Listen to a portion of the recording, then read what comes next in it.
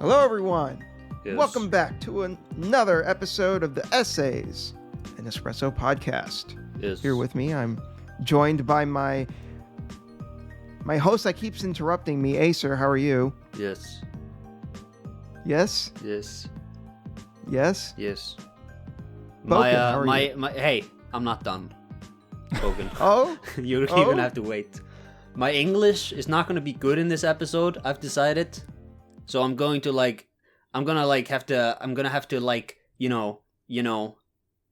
yes. I don't know. So you're gonna sound like me, is what you're saying. So nice of you to stoop down to my level. Yeah, someone had to. Sorry about that. Also, Forgot I'm to here. Plug in my headphones. Hello, Daniel. Hello. Hello. Hello.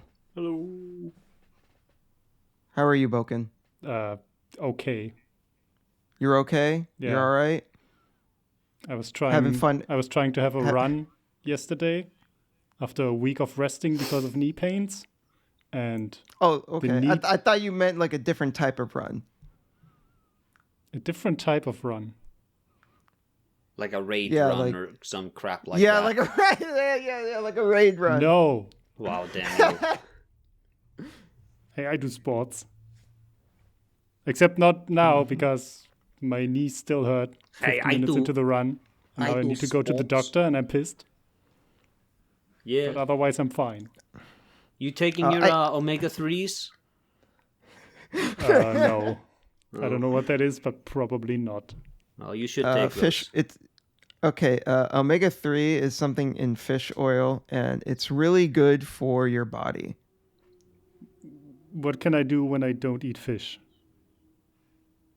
You can take- supplement it. You can get like pills for it, You can get fish oil tablets. or just get it straight Fish and oil eat it with a spoon. tablets? But are they still made of fish? Yeah. Yeah, so how does that help me? Oh, you mean? still murdering I fish. forgot. I thought you meant how can I get that without like when I am not eating fish right now? Yeah, Rather than like I don't eat fish. Period. You can get There's another version of it which is. So, like, omega-3 is manufactured in, like, fatty fishes, like North Atlantic fish, and they get it from the algae that they eat. And there is a version of those tablets you can get that are manufactured from the algae instead of the fish. Mm-hmm. Okay. Yes. So just so you know, Boken, omega-3 fatty acids help lower your blood pressure. They reduce triglycerides. They slow the development of plaque in your arteries. They reduce the chance of Get the plaque out of my freaking arteries. That's what I always say. Yep.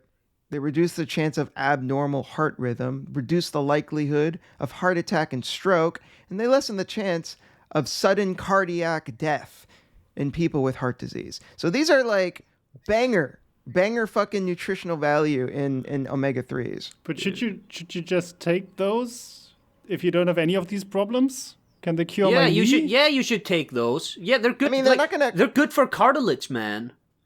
They're not going to cure your knee, but like it's yeah, still they good might. for you to have. Yeah, they might. They're They really might. no, They but they're might. good for the cartilage in your joints. I used to have knee If you- pains. I don't if anymore. you're suffering from fatty liver, omega-3 also I like that are Daniel. really helpful with I like that Daniel clearly has like a website in front of him where he's like reading off the benefits. Where it's like, if you have a bad liver, Shush. Shush. Hold on, you said fatty liver. Yes. What if I have a liver curated by alcoholism? it'll cure your alcoholism. Yes. Can I mean, can I omega-3s are drink good for you. more when I take these pills?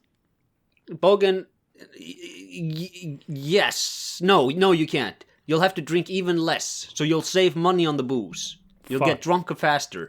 Fuck this. I don't know if omega-3s has anything to do with alcohol intake. I don't think so.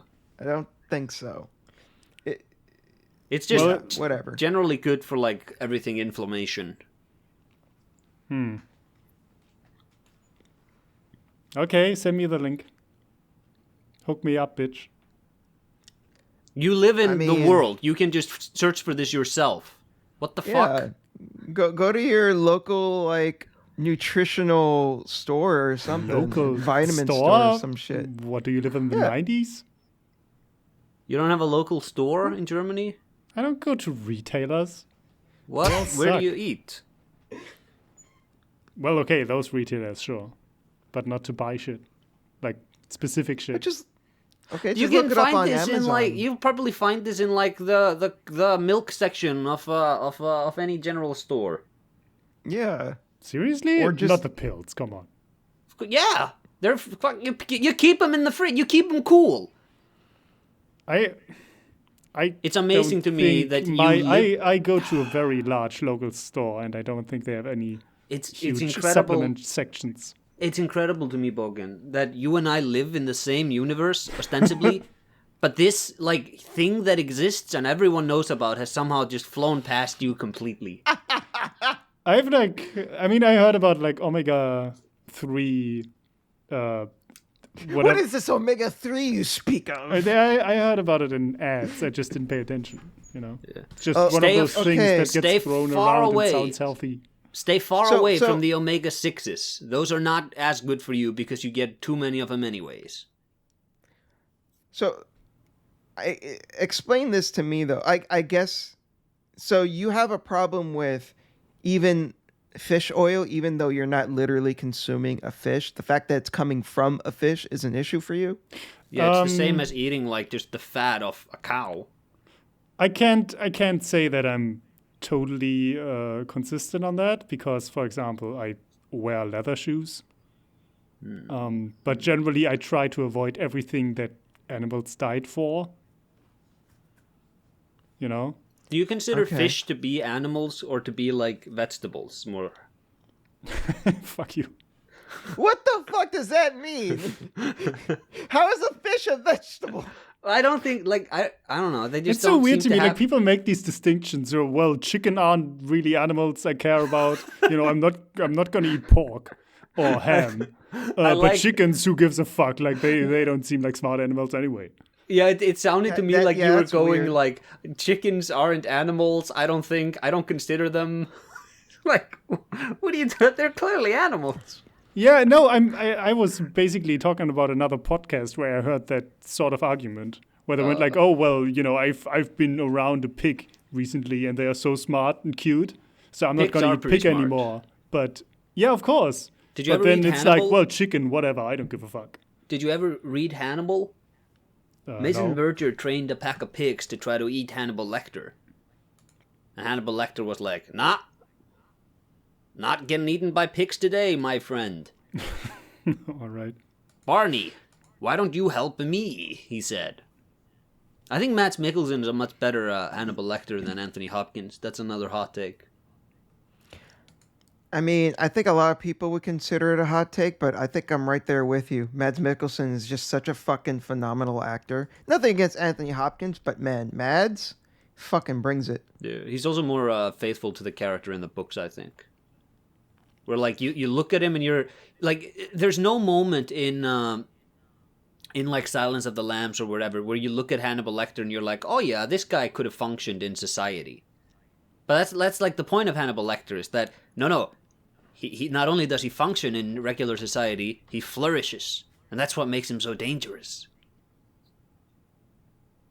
Brian Fuller needs to get on that Silence of the Lambs season. I think he said he had the rights. I also think that the portrayal of Hannibal Lecter in the 1986 movie Manhunter, directed by Michael Mann, is also very underrated. Isn't that Brian Cox? I believe so. Yeah, he's a good actor. He's in X-Men too.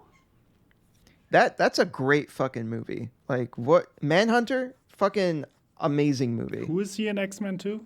He's the villain. He's Strucker in X-Men 2. Oh. Magneto uses chains to tie him up to a stone or something at the end. There's a scene in Manhunter where they start playing Indigada Devita and Buffalo Bill is being attacked, and that scene is so fucking incredible. It's like you hear like the fucking drums from the song, and then like the main character like smashes through a window.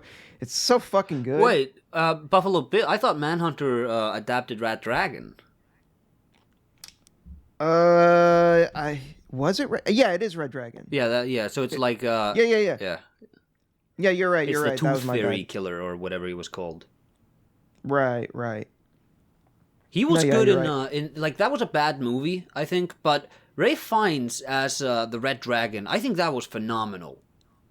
He was really good in that movie. You're referring to the movie Red Dragon. Yes, yeah. Yeah. That movie is so inferior to Manhunter, it's not even funny. Yeah, that was directed Like, by Brett Ratner, who would later direct X-Men 3: The Last Stand. like I remember watching them like back to back almost, or like at least like a few days apart from each other. And I remember thinking, wow, Red Dragon feels so fucking lifeless by comparison. Like Manhunter just feels like such like a what a fucking gritty movie that was, and Red Dragon just felt so fucking sterile by comparison. Yeah, and it had like weird early 2000s digital saturation. Because that was where, like, in that wave when filmmakers realized, oh, we can just toy around with the colors however we like. So it's like really crunched up every single color, but also the darkness is set way too high. So like you can never quite see anything, and you compare that to like Silence of the Lambs, which is so kind of just it's like a documentary in comparison. Yeah, it's too stylized for its own good. And I don't think Ridley Scott's Hannibal was a good movie. People at the time were like, "No, this is actually good," and I'm like, "No, it's not good though." What an inconsistent talent Ridley Scott is. Yeah. He's made some Is he fucking absolute inconsistent? bangers. I feel like he has consistently been making shit. He did a no. Well, I mean, he used to make good stuff though. That's yeah, what I he mean. used to, and then he didn't. he's I don't kind of know, like Yeah. I think he's like Coppola or any of those sorts of early days auteur filmmakers, where if you give him full creative control, he can give you the greatest movie of all time. If you try to intervene in any way, it's going to turn into a disaster. But he made that last Duel movie with Adam Driver, which is supposed to be pretty good. He produced Blade Runner 2049. What does that even mean? That he produced Yeah. it? Producing, yeah, I don't know. He fit the bill. Yeah, it's like you watch that movie and you're like, that's not a Ridley Scott movie. No way. Yeah. Maybe Agreed. Gucci was good, and I don't know about it. But that has like Lady Gaga and like other weirdos in it. Yep, I think Adam Driver's actually in that movie too. I think so too. Oh no, I think Jared Leto is in that movie too. That man is like Hey, a what- parasite. Maybe, but he's also in one of the greatest movies of all time. So that's not necessarily a bad thing. No, but I have so- to like sit down and watch him on screen. Yeah. I don't want to give him the satisfaction. Wasn't Apocalypse Now's the development of that movie like a fucking hellish Yeah. ordeal? Yeah, there's Yeah. a whole documentary on it. Did you know that George Lucas was supposed to direct that, but Ew. he bailed? Well, here's the thing. He bailed. Coward. No, hold on. He bailed because Star Wars was successful. And he was like, well, I could do another Star Wars, or I could go into like South America and direct a movie there for like a year. And everybody associated with the movie was like, you plan this movie for a 3-4 month shoot. It's not going to be that. You're going to be stuck there for a year doing this. Has George Lucas ever proven that he has like the thematic chops to pull off something as good as Apocalypse Now? Yeah, no way. Yeah, if he did that movie, Yeah. I don't know. I don't think it would have been as good. And I don't think it would have been necessarily as good. But George Lucas used to be like he is like a legit filmmaker. Like he did THX 1138. He did like American Graffiti. He was like a proven filmmaker before Star Wars and like his Indiana Jones. Yeah, I heard good things about American Graffiti and THX. I guess I should give them a shot. Yeah. Guess so. Me too. Hey, we never introduced our topic. Oh yeah. So this was your topic, Boken. You wanted to talk about the correlation or lack thereof, at least nowadays, between high fidelity graphics with gameplay. Like, so we'll talk about that later. But yeah, have graphics stopped improving gameplay? I guess is the long and short of it. Yes. All right. And anyways, Finding Yeezus. Yes. What? Daniel. Did you start listening to Kanye? No, I don't listen to music. Daniel. So I what is forgot. this? You're going to love the news I'm about to bring you.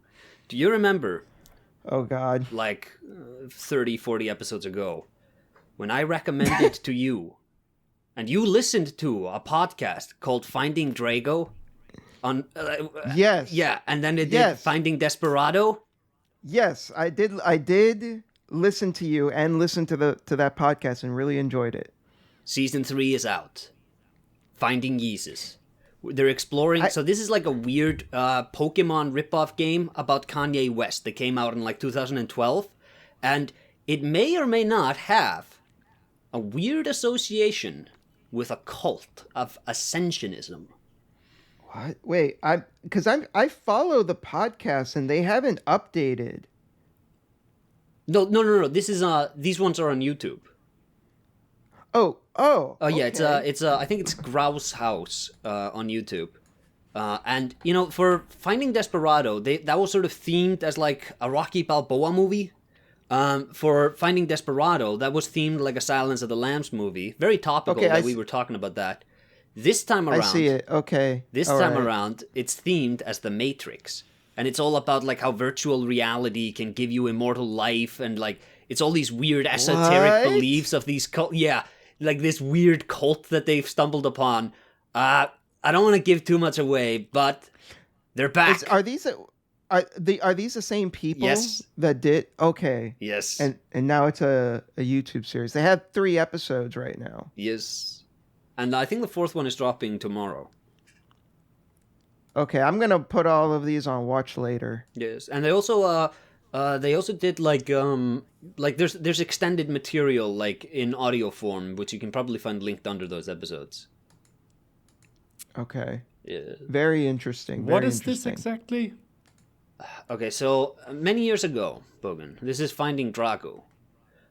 There's a book called Drago on Mountains We Stand, and it's the story. Such a great title. Yeah, it's the So good. It's the story of Ivan Drago from Rocky IV, and it's written by this guy Robert Noy, I think his name was, or like Bob Noy or something like that.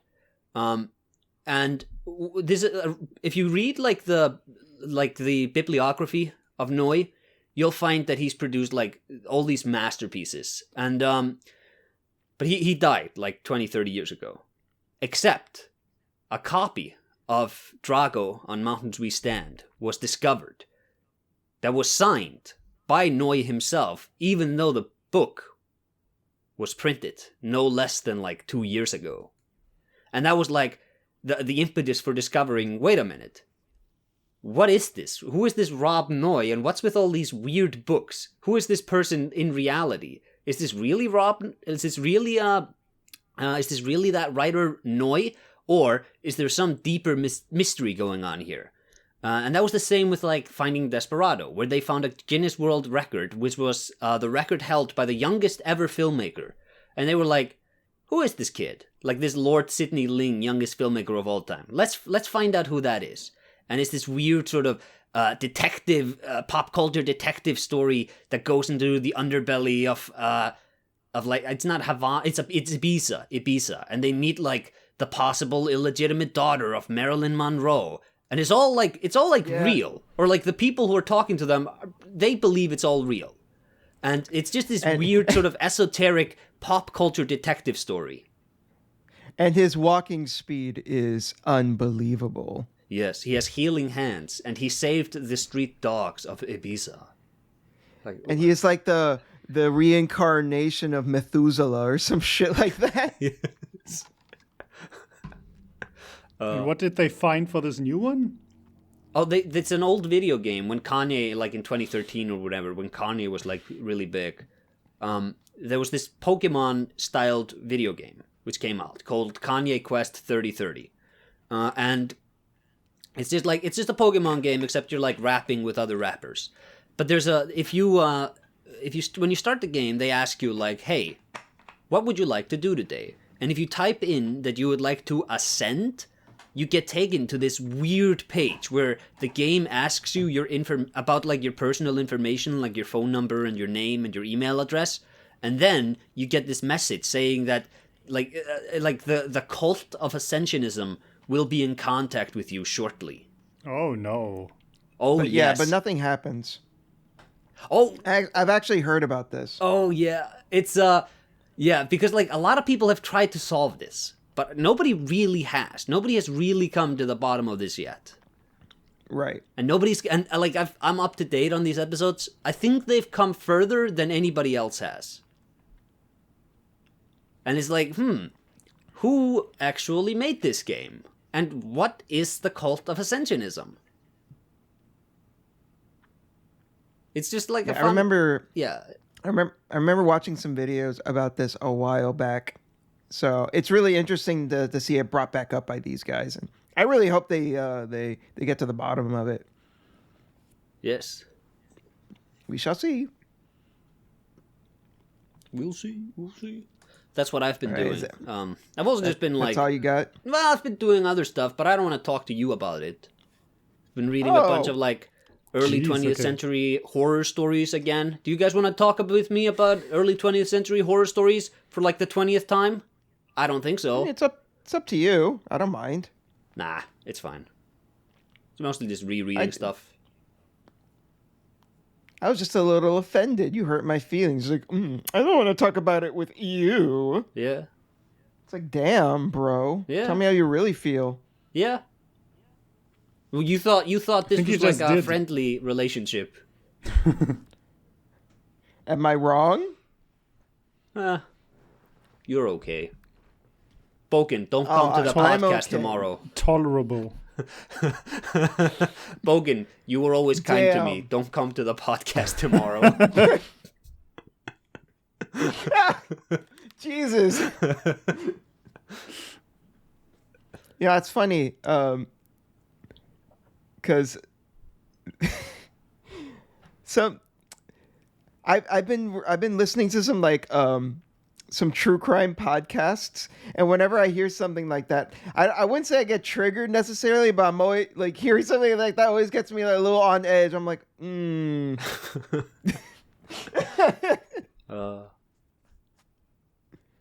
Boken, Yes. what have you been up to, brother?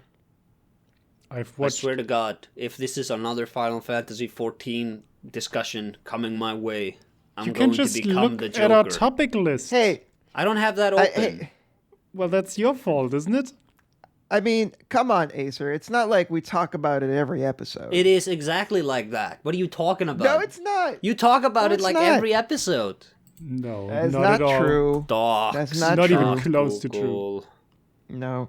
We had one episode where we compared the two, FF14 and WoW. Yes, I remember that. And it was like a 10-hour episode. Well, also, 1 or 2 episodes ago, we talked about the new patch. Yes. And that's about it. No, there's also been that episode when Daniel first started talking about his venture into this. And then there was that episode where you started talking about you going into this. It's been years ago. The audience, the listening audience will take my side. Hopefully. Maybe. Except for those that actually like the game and they're like, no, keep talking about it. They're like, stop talking about it. Acer is right. This game is terrible. Oh my god, this game I never played is awful. Yes. Yeah. Unironically. Same energy as like biggest fan of Thing gets to play it for the first time. Yeah. Anyway, I watched Tenet. Oh, you watched Tenet, Bogan. I did watch Tenet. Did you watch it? Wait, did you watch it because of all the other Nolan movies we watched? Also, can we guess whether or not you liked it before you give us your thoughts on it? You can.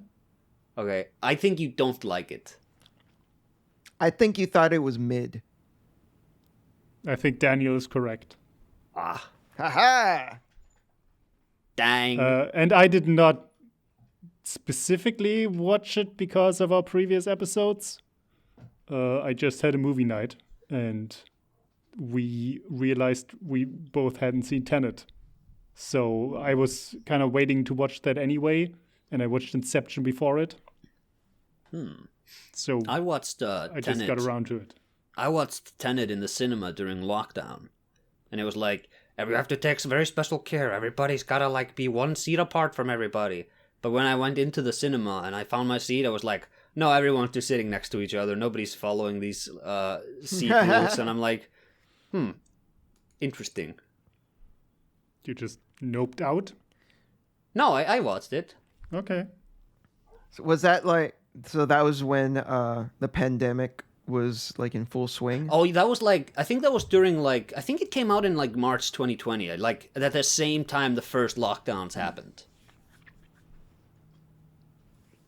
It was very early on in the pandemic. So I need to bring this up because I thought it was really funny. I saw a video. I'll let you get back to Tenet. I'm sorry, but I just thought this was interesting. I saw a video by this YouTuber named OKI, and he does like a bunch of really interesting videos, like documentary style videos. And he made one like not like last year, I think, about how he infiltrated a conspiracy cult and pretended to be like a whistleblower. And he went to a convention for these that these people came up with to talk about like there's just the most batshit insane stuff that you've ever heard, like completely ridiculous. And he was wearing a mask. And all those people are like anti-mask, anti-vaxxers, blah, blah, blah. And they were kind of giving him funny looks. And the excuse he came up with so he could keep his mask on, he's like, oh, I'm keeping my mask on because I don't want the security state to identify my face. And then they were like, oh, hey, that's a good idea. Because these people are so fucking delusional and they believe in like every conspiracy. He attended a panel where there was a woman that was channeling fucking Albert Wesker from Resident Evil, specifically from the movies. What? Wait a minute. She was like channeling his ghost? I don't know. What the fuck? I don't know if it's that's ghost also, or... you know what's funny about that is that he could have gone like either way, and I think just because he was like confident in what he said, people would have bought it. Whereas like if he was a woman. Well, no, I mean with the mask thing. Like if they were wearing masks and he wasn't, he could have been like, they put chips in the masks. I don't want the security state following me on the chips in the mask, and it records what I say. Yeah. And they'd have been like, oh yeah, interesting. And because they didn't have masks, and he's like, oh, I don't want them to be able to identify me on the CCTVs, and they're like, oh yeah. No, yeah, exactly. So yeah, definitely recommend OKI Weird Stories YouTube channel. He has a bunch of really fascinating videos. He has one video series about Thierry Tilly, where he convinced this rich French family that like he turned them all insane and paranoid just as a way of stealing their money. But he kept this going for like over 10 years, where he convinced them that they were all being watched and that people were trying to kill them, and that it was. I'm not doing it justice. It's an insane story. But yeah, Tenet. Boken. How the fuck did you even make the connection from this to my topic? Oh, because Acer was talking about being separated from people in the movie theater, and then nobody listened. It just reminded me of like, oh yeah, the masks.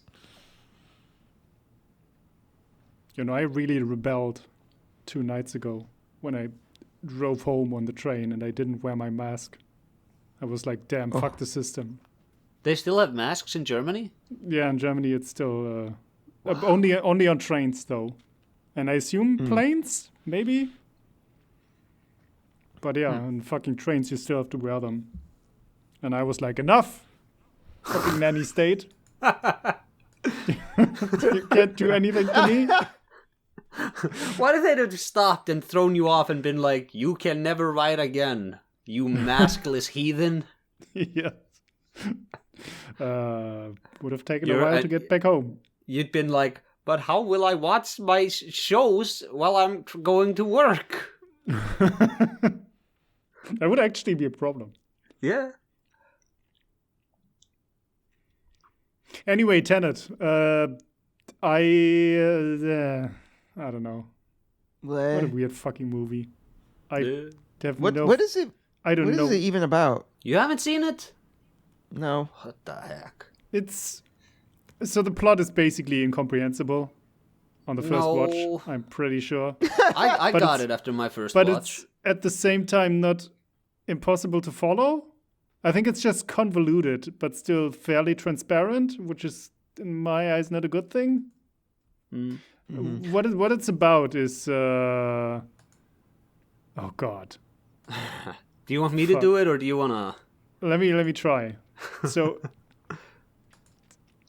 What is even so it's this guy on a special forces team, basically. I don't even know how he gets into this situation.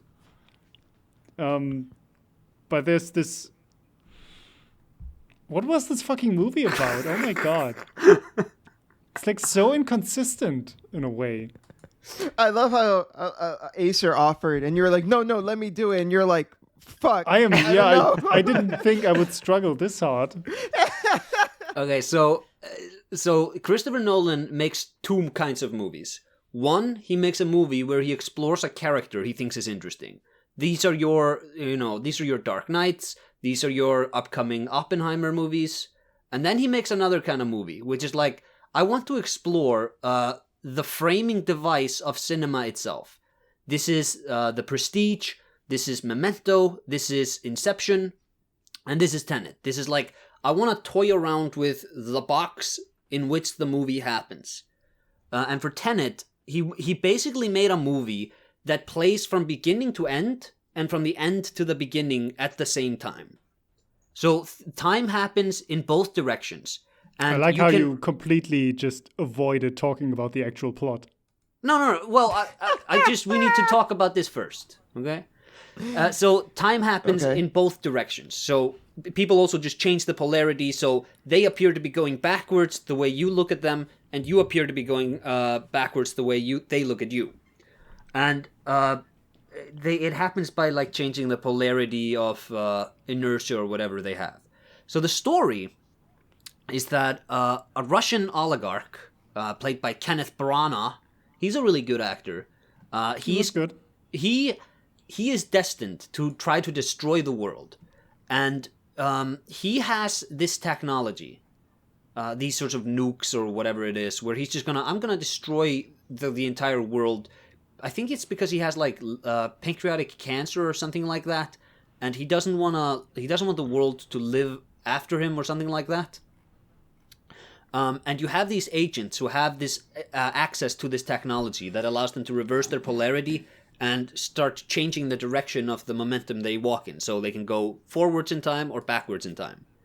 And it's basically, they are planning to trying to stop him. And they got access to this technology But he does too. He has that technology as well. Yeah. And they say it comes from the future and is being sent back, but they have never really shown who is responsible. So there is the movie hints at, there's like at the edge of the movie, at the edge of like where the story happens, there's this looming apocalypse. And maybe it happens, maybe it doesn't happen. You don't get to know that. But all this technology comes from it. And it stars Denzel Washington's kid. It stars Robert Pattinson and who's Quicksilver? Aaron Taylor-Johnson. Wait, who was he? He's the guy. Remember at the end when Was there's he like the army guy? Yeah. He did, Remember at the end where there's the three guys left? He's the third guy. He didn't look any. That's Quicksilver? The guy who was in Dharma? No, that's Evan Peters. This is the other Quicksilver. This is the MCU Quicksilver. This is Kick-Ass. It's Kick-Ass. Okay. I didn't know He was that in actor. Godzilla with Bryan Cranston, remember? The fucking awful shit movie? Yeah, I remember. Godzilla with Bryan Cranston was a pretty fun movie. No, it was miserable. And it You had didn't like like that five movie? It had 5 minutes of Godzilla. Yeah. Fuck this. I didn't see that one. I saw the sequel. Oh, I think the sequel is like very bad. That's what It I've is heard. very, very bad. I remember. I don't remember anything about the sequel. I love that, Bogan. I liked Godzilla, but didn't go watch the sequel. You disliked Godzilla, but you also went on to watch the sequel. Yes. And I only watched the sequel. I'm gonna watch Godzilla vs. King Kong at some point. Dude, you need to watch Godzilla Final Wars. That movie is fucking stupid in the best way. Is that the one where he does like a sidekick? That's the movie where they got the Emmerich Godzilla movie from like 96, the CGI monstrosity, and he gets like annihilated by like the original Godzilla in like a second. Oh, it's that. It's like that really petty one where they're like, "We hated that movie, so we're gonna kill your Godzilla." It's fucking hilarious though. Like that Godzilla tries to fight against the OG Godzilla and just gets fucking like annihilated, and it's so fucking funny. Yeah, that movie is like really stupid, but like, fuck, it was so much fun. Like, what a ridiculous movie. You know what I liked about Tenet is that is the actor named George? His name isn't George Washington? That's another guy. What's No. Denzel Washington's kid's name? David Washington? I forgot. It's something like that. Anyways, John Washington maybe. I don't know. But like there's like the love interest in the movie, and he's like, I think he's a short guy. I think he's like a rather short guy in real life, and she is really tall. She was towering over everybody. Yeah, She that's was a even really towering over the Russian oligarch. yeah, that's a really interesting dynamic where you just have like, because you never see that where like the tallest, biggest character in the movie is like this gorgeous supermodel. Well, Yeah. Robert Pattinson is also really gorgeous, but I think he's also rather short. Yeah. Yeah. But it's like, okay, what bothers me about the movie is that it's very convoluted. They literally say, don't think too much about how this time travel shit is going to happen, or like the reverse polarity of going back and forward in time at the same time. Like they literally tell the viewer, just don't worry about it. And then there's like so many elements, it's like we have this, the stakes are both that we need to save this woman, this love interest. Like that's the protagonist's personal stakes, but then at the same time, there are the nukes. And then there's also the problem with, we're getting basically technology out of the future and this Russian oligarch can just use it. There's all these different ideas thrown together and it didn't feel very cohesive to me. Yeah. And that's what made the whole plot so convoluted. I mean, the basic idea itself, that you have scenes where people are literally going back and forth on screen. Like there's people playing their actions backwards. And it's not reversed. People are actually acting backwards. Yes. This whole time. And then like all the effects in the action scenes of like explosions being in the air and then getting sucked back into the ground. Like all of that shit looked awesome, but it was so impossible to follow.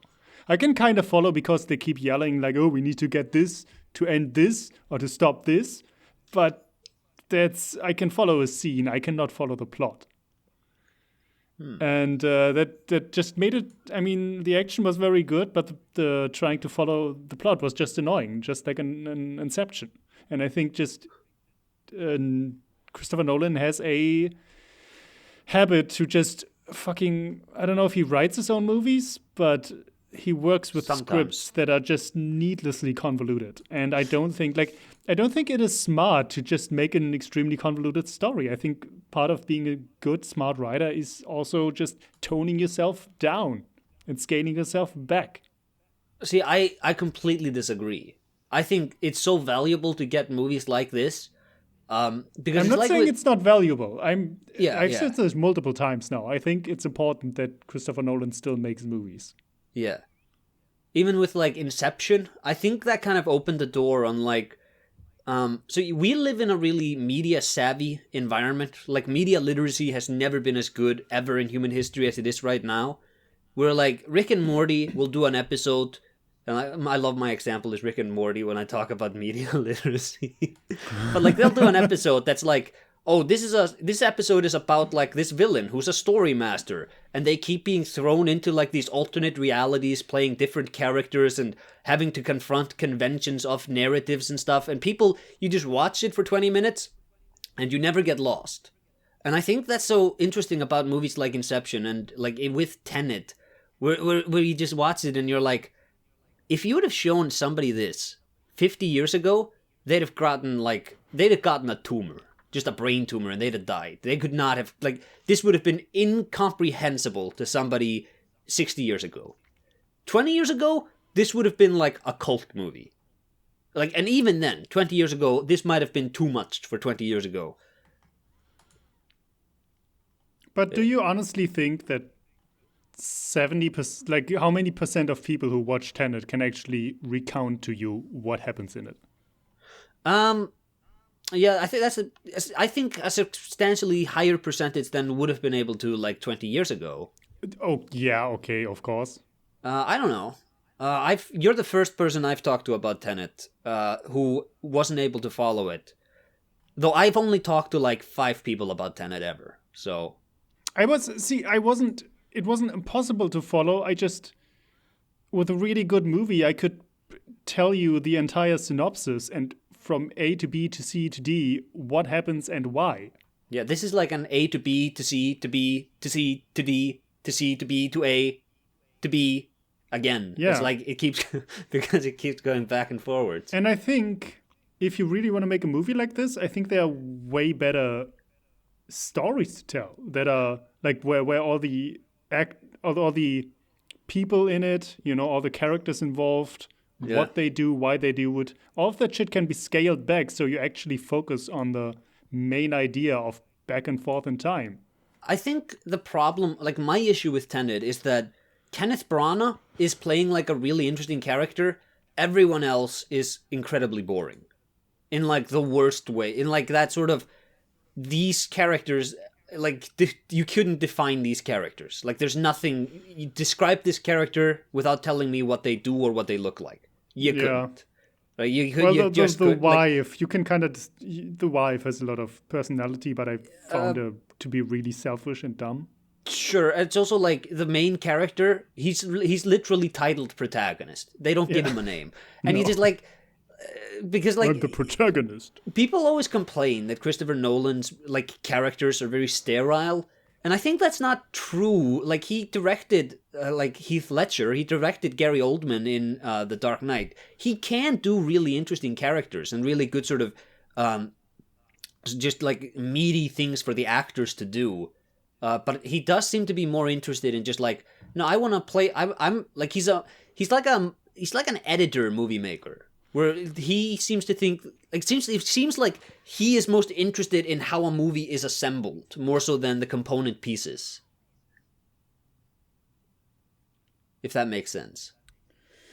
I guess so. I don't know. I just, I like to tell myself that I like smart movies. And if Christopher Nolan makes smart movies, I don't think I like his style. Because I think a really good smart movie can take its time and be a little bit slower without just constantly throwing action scenes at you and people like yelling exposition at each other. I'm sorry, but that has to be the most locker shoving thing you've ever said. What? It's like, I like smart movies. Get in the fucking locker, you nerd. No, but I get what he means. Why are you being so mean to him? What did Bogan do to you, man? Yeah. Everything. You fucking nerd. I get what you're saying. I specifically said I like to think about myself. It seems that I like smart movies. It seems like Nolan came up with this really interesting framing device for a story, and then he wrote the story, and then he was like, but I And gotta then he have never the stopped writing. No, it seems like he stopped writing too early, where he was like, oh crap, I also need to make the actors, like the characters, interact with each other. I'll figure it out on the day. Okay. You know what was really funny to me? The slight spoiler here, but like halfway through the movie, there's a sequence where they break into a warehouse in Norway and they need to steal something. And when they get in there, instead of finding what they want to steal, basically there's like a sort of a revolving door that opens and like two hooded figures come out and they fight those figures, right?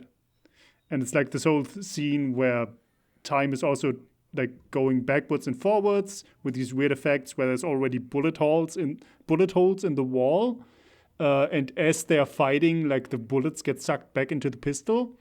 And like they're fighting back and forth in kung fu at the same time in the hallway.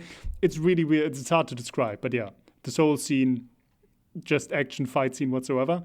And when I watched that scene, I immediately called that, oh, okay, these characters that they're fighting, that's going to be them coming back from the future. Yeah, it's because, like, why is Robert Pattinson stopping him from shooting him? It's like, there's only one reason. And then, and it's not like I deduced that from the plot beats that I understood. I deduced that from, like, basic cinematic knowledge of, like, you would not have the main character fight a guy with, like, who's completely, like, masked and in a black suit where you can't see anything of that, if that character's identity isn't going to be a reveal later on. Yeah. You know? And it's like, okay, you have time travel and you have a masked figure that is having this elaborate fight scene. It's probably them from the future. What else could it be? You know, like in that sense, the movie isn't particularly, like, it's very transparent in a way. But it's not like I guessed that because I understood the plot. Yeah. It's so weird. I don't know. But I want to say, you know, it's a cool idea. I like that Nolan has cool ideas and that he just fucking films action scenes where explosions happen in reverse. Yeah. And all that shit. And that was exciting. It was a fun movie to watch. I'm I'm annoyed by his storytelling side. I love when he was in the car that was going backwards in time. And because the polarity of entropy, the entropy had been reversed, when he got into like a crash, instead of burning, the car began to freeze. Yeah. I thought that was super cool. That was cool. It just also kind of came out of nowhere because they never introduced any heat concepts related to time. They talked about that. There's a scene. I think. Are you sure? Yeah, I'm sure. But I think it's in. I can't remember the exact moment they talk about it, but I think it's one of those lines where it's like he talks about it really sort of offhandedly, just throws it out there, okay. And then you're supposed to like, oh yeah, like because he clearly wrote the car scene first, and then he had to justify it. So he just added a line earlier in the movie. Yeah, but that's what I mean. It's like... Yeah, there's a lot of that. While 50 things happen at the same time, people keep also just throwing exposition about the world's rules at each other. Yeah. That was in Inception, the same thing. Like there's plot developments happening, and they need to deviate. And while they're deviating from the plan, they keep explaining to each other how they're going to deviate. And thus even exploring this and explaining it to the viewer. It's just like, stop. Yeah. They have people please calm down and talk. I loved the forwards-backwards interrogation with Kenneth Branagh's character, where they're on the separate parts of the glass, and they're walking in separate directions of entropy, and they're having a conversation while one of them is going backwards in time and the other one is going forwards in time.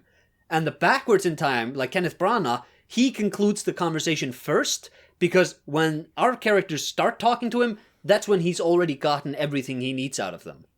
And like they keep talking to him, but they're going back in time. So by the time they realize what they just talked to him about, it's already too late because he's out. I think, it's such a cool movie. It is a cool movie. Okay, so that's Tenet. Cool. Yes. I also played I'm still playing Return to Monkey Island. I haven't finished it. That's the new one, right? That's the new one. Did you play the old ones? I have. I have played one. I have played 3 many times. I think I played 2 to 50% completion, and then I soft-locked myself. I think that's what happened. Man, yeah, those old games were a motherfucker when it came to that sort of thing. Yeah. And I played 4, and I think I played part of the... What the fuck were they called? The Walking Dead people. Telltale, yeah. I think they made a Monkey Island, right? Yeah, they did. I remember it was released digitally on the Nintendo Wii. Oh. Yeah. No, I played Very it on gross. Steam, I'm pretty sure. Is it on Steam? I played it on Steam for sure. I don't think you did, Let me Bogan. check. I think you're making it up. I think you're pretending to have played it. But yeah, I grew up on these games, and I just figured why not give it a shot. And it's not bad. Did it ruin your childhood? My childhood has been long ruined. I hold no more loyalty to any brand or any series or any franchise. Oh no. Boken's nostalgia has been utterly annihilated. I am against the very concept of nostalgia. Oh no. Did you ever play Shovel Knight? Yeah. That's a good game. That game is all about nostalgia. Yeah, but that's just a good platformer. Yeah, but it's all about nostalgia. Sure, yeah, you can make a theme of nostalgia. I don't mind, but Are you saying it's not should be about critical nostalgia? about this. You're against people actively being nostalgic? I am against the exploitation of nostalgia and how it hurts the creative industry. Are you saying you don't like you don't want to see Dirty Harry remakes? I don't want to see any fucking That sounds remakes. fucking terrible. They've already lined Channing Tatum up to play Dirty Harry in a trilogy. Are you serious? No. No. Oh, God. But you could believe it. And that's what gives it its Yeah, power. of course, because that's I could. every second headline now is, this thing is coming back and X famous actor that you know is involved. And that's all people need to hear. They're going to I remake never The watched- Cat in the Hat. Why? I never watched any of the sequels, but I did see the first Dirty Harry movie a couple of times. That's a good movie. Yeah, we talked about it. I think. I think it's really interesting, especially now in retrospect, because I think at the time Dirty Harry was like, wow, look at this badass cop. And we look at him now and it's like, wow, what a shitty cop. Well, no, because at the time he was written to be because he was born from the massive crime wave of the 60s and 70s, and they were like, what if you had a cop who just got the criminals? Yeah, and he did it in unethical ways. Yeah, but the unethical ways, how are you going to stop the man killer Scorpion if you're not willing to get your hands dirty? I think we talked about this when we were talking about The Dark Knight Rises, right? Did we? I think so. But it's this idea, when Gordon's talking about oh, I hope you have a friend like I did, who can get his hands in the filth so you can keep yours clean. That's such a bad performance. He's so good in the other two, and then he just he does that throughout the entirety of Rises. Just hammed it up, and then Jorson Gordon-Levitt's just like, your hands are looking pretty dirty to me, bro. Yeah, it's like, what are you talking about? I had to fight a crazy clown guy and a guy with 2 faces. You don't know anything. Yeah. You don't know shit. They tried to gas our city. What punk. are you know, what reality are you living in, kid? It's whenever they bring out these vigilantes, all the villains they're fighting are so that have nothing to do with real life, with real life criminals. But I can totally see some cops going like, yeah, I am Batman. I'm going to take my job extremely seriously. Anyway, fucking Return to Monkey Island is also the huge nostalgia fest. Oh no. But I don't know. It's a lot like going back to the places and then... Is it a Force Awakens? Maybe. I don't know. I don't remember the plot. But they keep talking about... Well, I should remember because they keep bringing The Awakening of Monkey Island. Well, basically, I mean, you're going to find the secret of Monkey Island in every fucking game. And... Yeah, they never actually find out what the secret is. Maybe they do at the end of this game, because that's literally what it's about. It's friendship. I hope so. But it's like literally like so many things where they just, oh, remember the good old days? Oh, look, this is my ship from Monkey Island 2. Oh, it's just dead in the water. Oh, look, LeChuck is back. Oh, look, this is this guy that I met in this game. Blah. Like, it's just, there's literally a fucking trivia. You just pick up trivia cards on the ground. And then you have a book with trivia cards that ask you questions about what was the policeman's name in Monkey Island 3. And then you have 4 answers and you need to click on one. Wasn't this the final level in Banjo-Tooie or something? What? Like this sort of trivia game? I don't know. I've never played that. But this is not a level. Possibly? This is just if you want to engage with the trivia book, you can. Yeah, it's weird. And it's just we're reliving all of the great things. Every character I meet is basically someone from an old game. There are very few new characters that really matter. I mean, there are a couple. It's riding a fine line between being annoyingly nostalgic and just, I don't know, acknowledging the old games after such a long time, I guess. But I will say, I do think the humor is pretty good. Oh, yeah. It's not necessarily subtle, but it doesn't fall into this trap that like Borderlands does, or that I don't know, a Life is Strange game falls, where every single line needs to be a joke. Yeah. Like you can tell that they wrote the lines and then they went back to the lines and replaced every single line with a joke, because that's how they think comedy functions. And I find it really refreshing that in Monkey Island, like, people can just have normal conversations without constantly, I don't know, being abrasive or making fun of each other. That's just it's a style of comedy that's a bit dialed back that I feel like has kind of died in games writing. And, yeah. A lot right? of games writing is written for trailers now, where it's like, you can just take any line from this game and put it in the trailer. Yeah. That's I feel like the Borderlands games are made like that. Who's that annoying lady who talks for all those annoying characters? Tiny Tina? Yeah. Oh, you like mean Ashley Birch? Yeah, Ashley Birch. Like, she's probably fine, but she voices... You told me about this, that she voices like a lot of annoying characters, including Tiny Tina.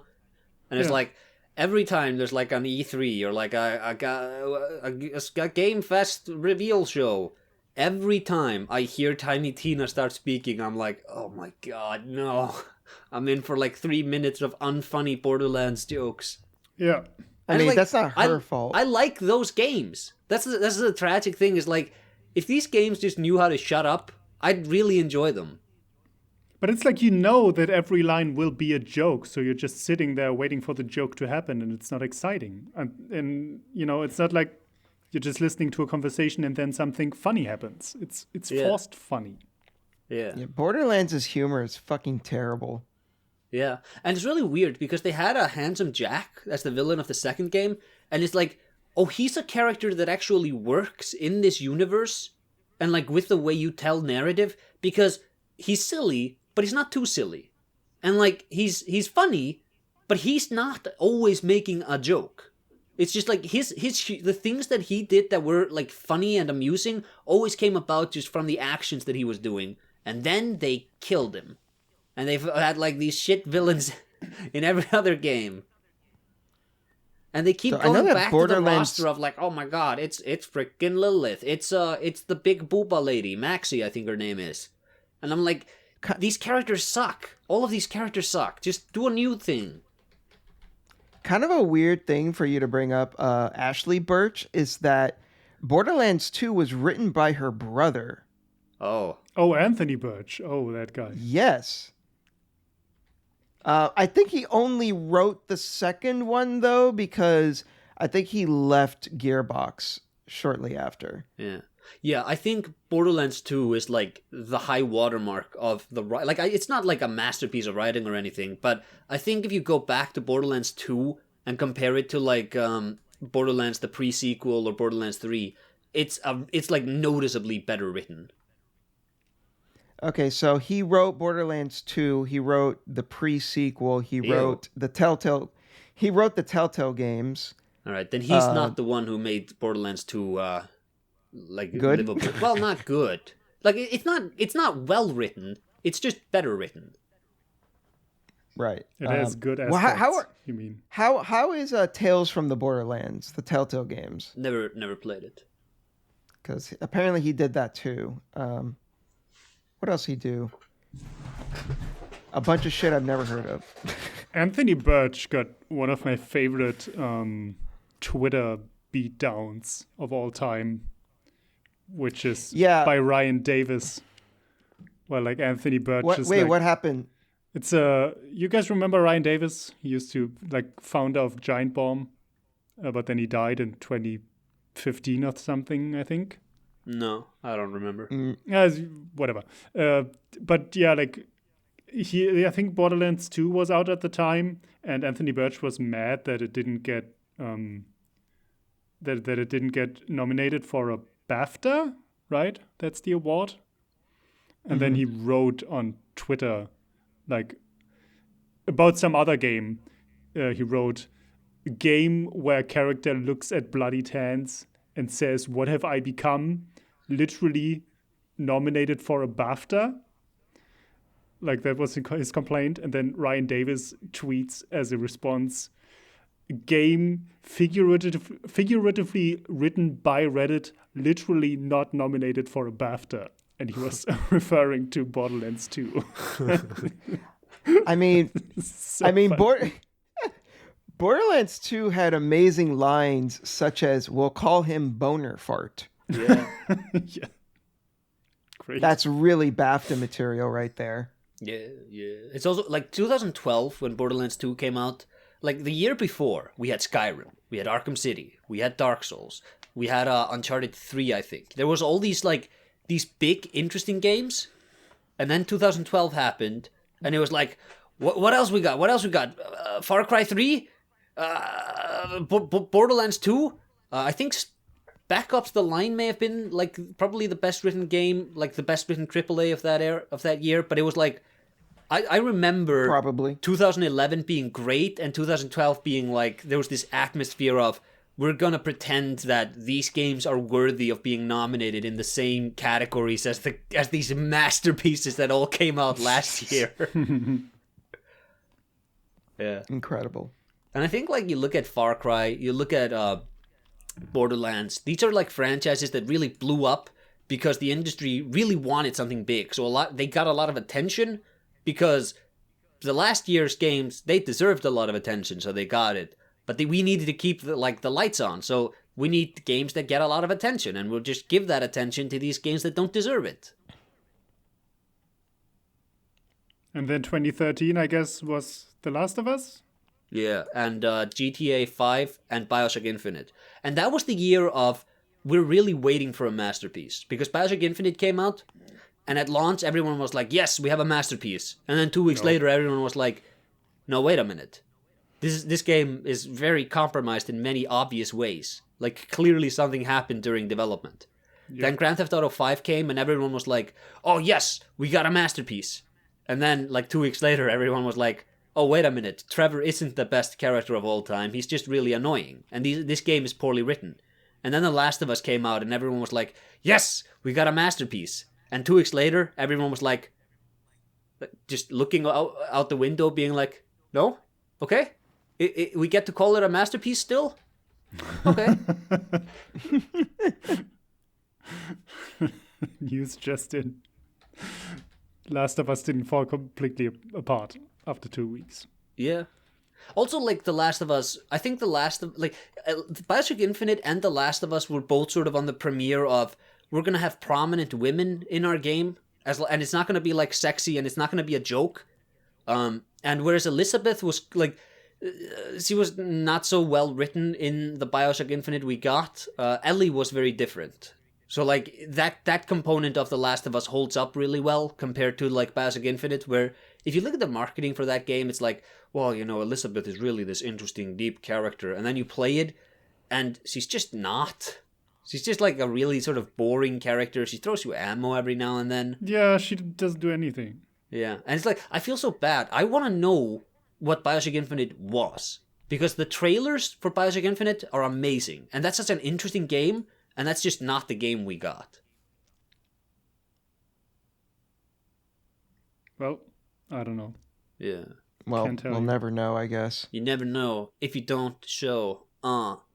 Hey now. I mean, originally Thief was going to be like an action like RPG until it got turned into a stealth game. Yeah, I remember Warren Spector. This was before he did Deus Ex, but he was like looking over at the shoulders of the people making Thief, and he was like, "Oh, that's so cool. Tell me, why can't I fight these guys?" And Ken Levine or whoever was like, "Well, you know, because it's not a fighting game." And he was like, "Yeah, but it should be a fighting game too." And Ken Levine or whoever was like, "No, it's a stealth game." And Warren Spector was like, I think Ken Levine was already gone from the project by the time Thief became a stealth game. From memory, I recall Warren Spector. I recall it being Ken Levine in the retelling.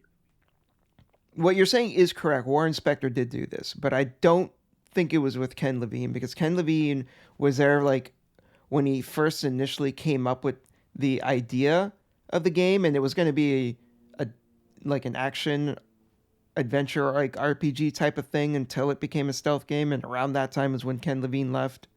Oh, did he leave to do? Yeah. He didn't go immediately into System Shock 2? He probably didn't. He go like do something else and then come back to do System Shock 2? Because there's like I think there's a gap, isn't there? Or maybe he just left to do System Shock 2. I'm going based off the No Clip documentary about the Thief series. Oh yeah, specifically. And Ken Levine was talking about like how he loved the company, but at the same time, like the company had really bad business sense, and he felt that, and he was just like, it's like, this place is awesome, but it feels like it's about to collapse. So I'm gonna dip. Yeah. Oh wait, which is fair because that's what happened. Yeah, but wait, was that with Origin or was that with Looking Glass? Looking Glass. Okay, because Origin was involved in System Shock 1. You know, it's been so many years since I did a Looking Glass video. I haven't done one in like 3 or 4 years that I don't remember the story anymore. Anyways, right. But like what you're saying is correct though. That Warren Spector was like, looking at Thief, and he's like, why can't I do this? And they're like, no, it's a stealth game. It'll be on balance. And he wanted to prove them wrong, basically. He's like, I'm going to make my own game with blackjack and hookers. Yeah. And then he made Deus Ex. Which is weird, because Thief literally has a blackjack as a weapon and probably has hookers. But it may not, actually, now that I think about it. But it does have a blackjack. No. It does have a blackjack. You are correct. Deus Ex probably has hookers. I think probably in like the Chinatown mission. I think it's more likely. Hong Kong. It's definitely more likely that Deus Ex has prostitutes than Thief. Yeah. Anyways. That's Return to Monkey Island, everyone. Not really, but okay. Well, you have more to say about it? At some point when you guys keep derailing my topics, I just sit here and just make it a sport to wait how long it takes for you guys to notice that you're only talking to yourself. Would you like to complete your thoughts on Return to Monkey Island? I don't even know where I fucking stopped. It's your job to stop. Like, if I'm talking about a topic, say I do a big topic on, like, I've been watching this this documentary about ants, and then you guys go like, oh yeah, well, I want to talk about Grand Theft Auto 4.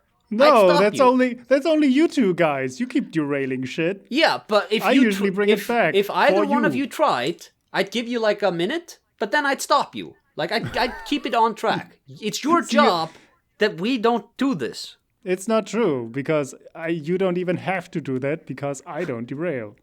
Yeah. Yeah. Yeah. That's my job, not to derail shit. Okay, but it's also your job to stop us. I see. Jesus fucking Christ. I love this show. There was one more... We have such a great show. Yeah. There was one more thing I wanted to talk about, actually, which is... I mean, I don't know how familiar you guys are with point-and-click adventures in general. Not very. I've grown up on these things because I was a PC kid in the 90s. Oof. And there's always, like... I mean, I like puzzle games, but the problem with a point-and-click adventure game is that there's no real rules. It's just find the object that you need to combine with the other object. And maybe the solution is obvious or it's not. It's not like The Witness, where there's clear rules to these puzzles and you just need to figure them out and apply them. And so I feel like the difficulty of solutions to problems is just all over the place usually. Because... I don't know, either the characters tell you what you need to do, and if you don't get it, it's really hard to, like, wrap your mind around it when there are no real rules. So you really just try to throw every object at every possible interaction point. Yeah, and you search for all the context-sensitive objects in the environments. Yeah. That aren't marked as such. Because, it's just difficult to deduce what you really need to do sometimes. And in this game, in Return to Monkey Island, they streamlined it and made it possible for, people with less patience to actually play it, because there's a book that will give you hints. And the book will start out with, like, very, very broad hints, and you can just go, okay, give me more. Give me more on this. Give me more. Give me more, until it basically tells you the exact solution. Like, you can decide how much of a hint you need until you actually get what you need to do. Which I guess is good. It just, I don't know how you guys are, but when I am stuck in a puzzle game and I don't get to the solution myself, and the first time I actually look up a problem, it's hard to going back to not looking up shit when you're stuck. Yeah. Like once that line is crossed, it's kind of hard to just keep playing like normal. Because usually when I look at a hint, it's like I would have never gotten that. So I am now shaken in my ability to actually solve these puzzles. It's the same when you have, like, when you're playing on an emulator or like a PC game, and you're like, the first instance of me save scumming is not going to be my exactly. last. Yeah. Once that dam is broken. Yeah. You're just kind of in it for the ride. You know what I put into my game, Bogan, to prevent, like, save scum abuses, is that you actually have to pay in-game currency, like in Resident Evil. Yeah. That has always been an interesting system to me that most games don't replicate. And I guess, I think it's a cool idea. It just should be the default game mode. Because I think most people have just gotten used to infinite saves. Or at least save points. And it's like, it can be cute, but difficulty is very relative to people.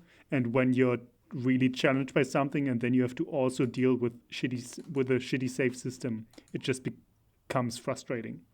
Yeah, I feel like save scumming, I don't know so much about like a hint book and save scumming though. it's kind of like this is the least bad solution to a problem these games have. Where like Deus Ex, you can really screw yourself. You can really just like screw yourself, and oftentimes you just have to reload and reattempt something 7 times before you get the AI to do what you want it to do. And like in a point-and-click adventure game, having like a hint book, it's like, you know, how like these games are about opening up these locks on progress, and there's really nothing you can do to nuts the player better than to just give them a hint. Yeah. I remember I Have No Mouth and I Must Scream. Didn't that also have like a hint book, but every time you used it, you get a worse ending? Well, that's also kind of dumb. I don't...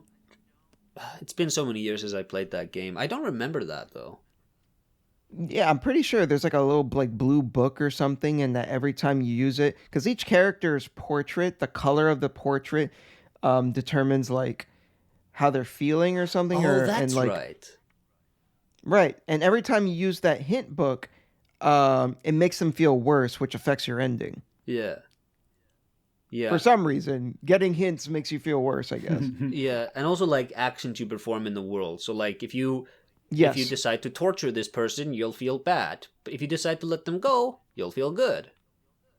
Right, right. It's a really that's such an interesting game because it's very sort of heavy-handed with the way it tries to like gamify morality, but at the same time a lot of cool experimentation. It also helped that like Harlan Ellison fucking hated video games and Oh yeah. made the game specifically to be like antagonistic towards the player. Yeah.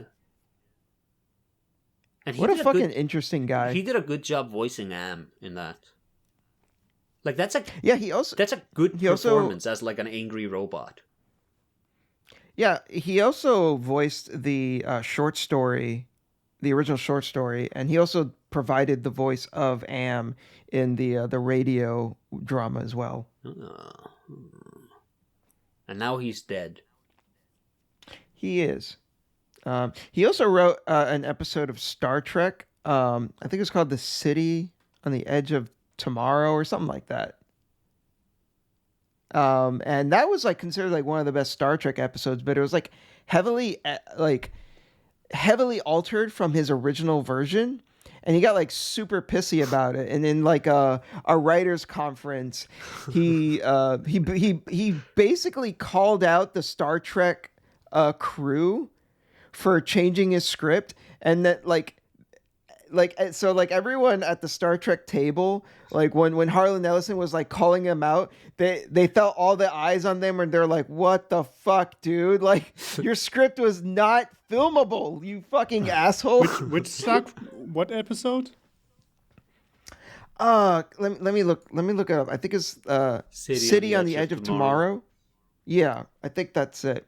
What? And it's a really good episode. Which But, Star like, Trek is that supposed to be? That's OG. original. OG. Oh. Yeah, original Star Trek with Spock and Kirk.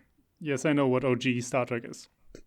Yes. Well, I'm just saying for maybe those that are less Star Trek savvy.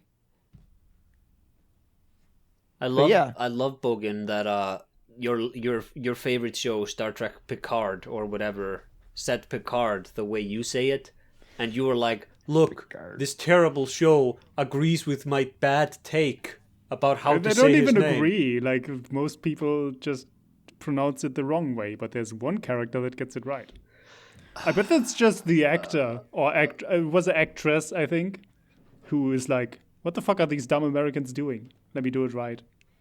These stupid Americans. It's been Americanized. His name has been Americanized. I don't care. I'm not having this discussion again. Fuck this. Daniel, what have you been doing? He doesn't get. He's been Not derailing both of much. our talks. It's true. Hey, I haven't, but that's not totally on me. Also, he's bringing back topics that he's already talked about. Yes. What do you mean? What are you talking about? I've never talked about these two things. Of course. Yakuza. You've talked about that. Yakuza Like a Dragon, isn't that the one with the lawyer? No, that's Judgment. Oh. Oh. But like the a RPG dragon, is thing, that that's the RPG thing. I think you talked about that too. No, because I literally just played it for the first time a few weeks ago. Is this Yakuza Ishin? No, Ishin is the samurai one that's coming out next year. They need to put a stop to this Yakuza franchise. I can't navigate. Yeah. No, it's a good series. Trust me. The Dragon of Den City, he's called. Kazuma So- Kiryu. No, he's the Dragon of Dojima. Yeah. Is his name Stop. Kazuma? Or is that the guy from Konosuba? Yes, his name is Kazuma Kiryu. Yes. So, interestingly though, he's not in Yakuza Like a Dragon. What? Yeah, well, or at least he's not the main character anymore. Typical. So Yakuza Like a Dragon is kind of like a soft reboot of sorts. Like Oh, yes. the continuity is still intact, but now we've got a new main character. We've got Ichiban, and he is fucking awesome. Is he He's the very guy different. with the eye patch? No, that is Majima. I'm sorry. I didn't know that. It's okay. I forgive you. I may not forgive you next time, but I'll forgive you this time. Okay. So yeah, Like a Dragon. This one is kind of weird because it turns into a turn-based RPG. The rest of these games have all been kind of beat 'em up brawlers, action RPG brawlers. You run around town, you punch people in the face, you level up, and you learn new moves, that kind of thing. And I guess now they decided new main character, new gameplay system, and it's now a turn-based RPG. So I am not super far in the game. So like there's like a job system that you can get, kind of like Final Fantasy 5 or Tactics or 14 or whatever. And I haven't unlocked it yet.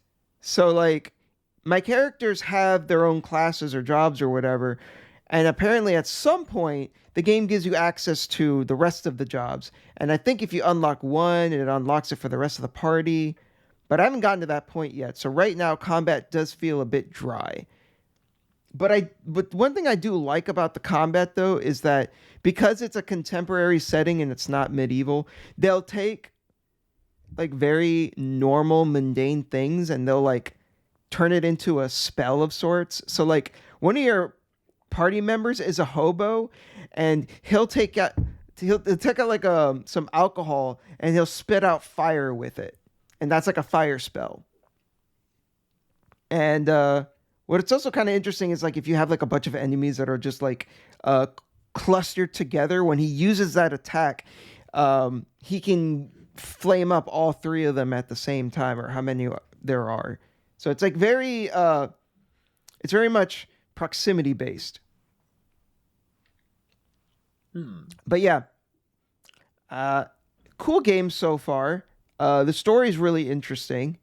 The main character takes a fall for his clan, and he's like stuck in jail for like 18 years. And then when he gets out, he's obviously it's been nearly 2 decades, so everything is different, and he ends up homeless. And it seems like the game is it's trying to get across this narrative of like along with him trying to get back into the clan, or at least figuring out like what the fuck is happening.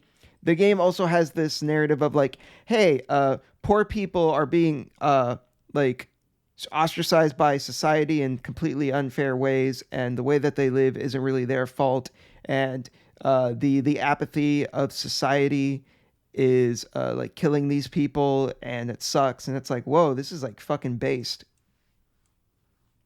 Yeah, I've heard that. That's just Pretty fucking based. what is the main character like? He's not. I'm thinking of Majima, who's completely like crazy. No, right? yeah. No, yeah. Majima's like crazy. I guess he's kind of like a cross between Kazuma and Majima in the sense that like he's not super stoic like Kiryu, but he's not crazy like Majima, but he's more normal than Majima, but he's more fun than Kiryu.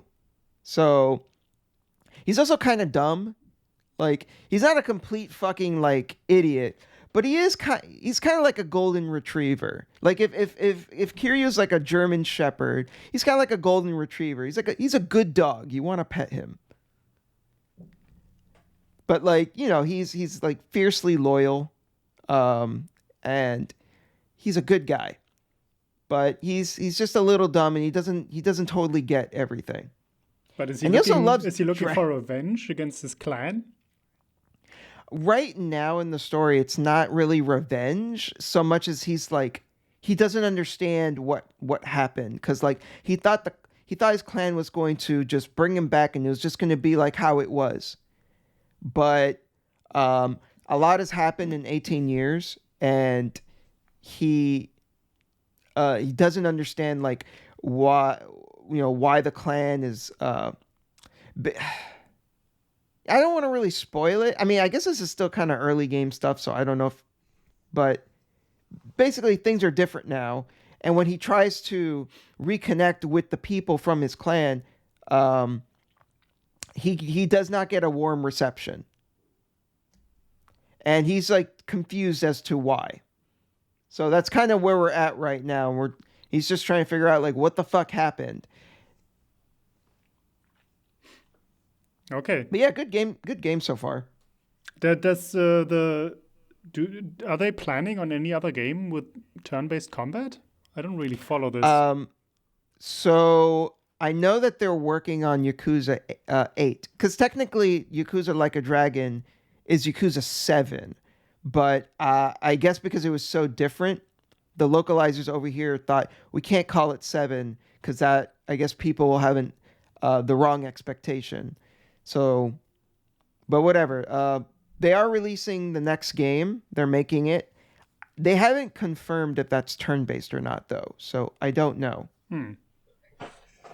Because I haven't really heard about people complaining about the turn-based style, but it just seems like such a crazy deviation from what people are used to.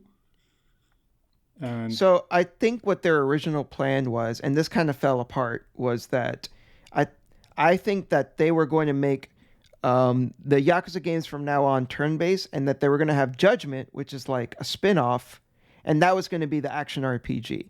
The problem with that is that the guy that was the main character, the actor for the main character, he's like a model or like an idol, a Japanese model, whatever, one of those types of people.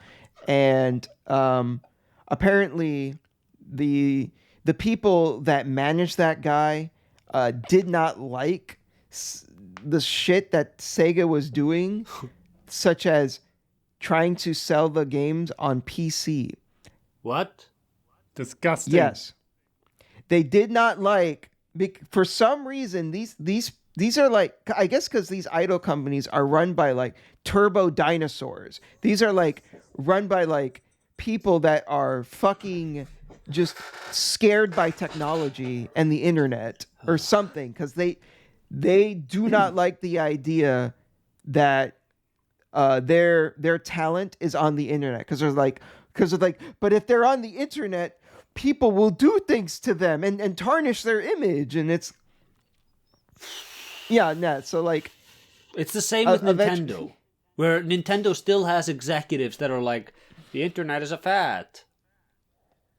Like, why, how do these people keep their jobs? How can you be so wrong about, like, the most important thing in the world and get to keep your job? Yeah, it's super weird. And I don't know if you know, but very recently, Sega was like, well, fuck you people.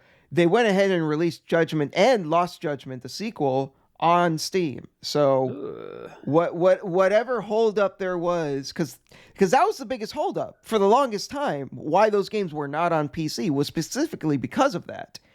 And it looks like whatever it was got resolved, or maybe they just told them "fuck you." I don't know, but like it looks like the Judgment series is either not going to happen anymore, or at the very least, the guy that did the main character is not going to be a part of it anymore, or something. I don't know. It's all confusing and weird and dumb. Yeah. But the point is, Judgment was originally going to be like, okay, this is going to be the action RPG series, and Yakuza is going to be the turn-based. But since that's all up in the air now, we don't know what the fuck they're going to do.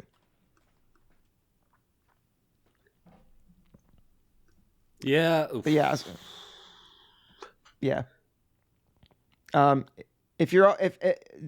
I'll just throw this out there. If someone is listening to this and it's like, but Daniel, this sounds like a cool series though. Where should I start? You could actually start with Like a Dragon. That's fine. Cause it's like, it's pretty disconnected from the rest of the series. But if you're like, but Daniel, I don't like turn-based. Judgment is cool too. It's a spin-off. But if you want another good place to start, play Yakuza 0.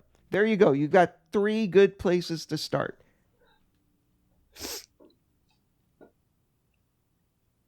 They're all good games, all 3 of them. Honestly, I haven't finished Like a Dragon, to be fair, but honestly, like Yakuza 0 and Judgment are like some of my favorite games in the series. So, yeah. I think I'd really like these games. I'm just I'm waiting for the American remakes. Are the American remakes just called GTA? I think they're very different. Isn't Yakuza like actually like Yakuza has a lot of heart, doesn't it? You kind of cut out there. What does it have? Heart. Right? Oh, is it? I don't know. Daniel, does Yakuza have heart? Oh, heart. Yes. I thought if it is hard. Oh, yeah, no. Like sincerity, wholesomeness, love. Yes, I believe that they're very sincere and they have heart. Yeah. Yes. Grand Theft Auto does not have heart. Grand Theft Auto has like a penis. That's what Grand Theft Auto has. Yeah, in terms of difficulty though, I typically play those games on hard mode and I don't find them like super tough. I think you have to beat the games in order to unlock the harder, like the hardest difficulties. But if you're playing on PC, you can probably get around that, if you know what I'm saying. But yeah.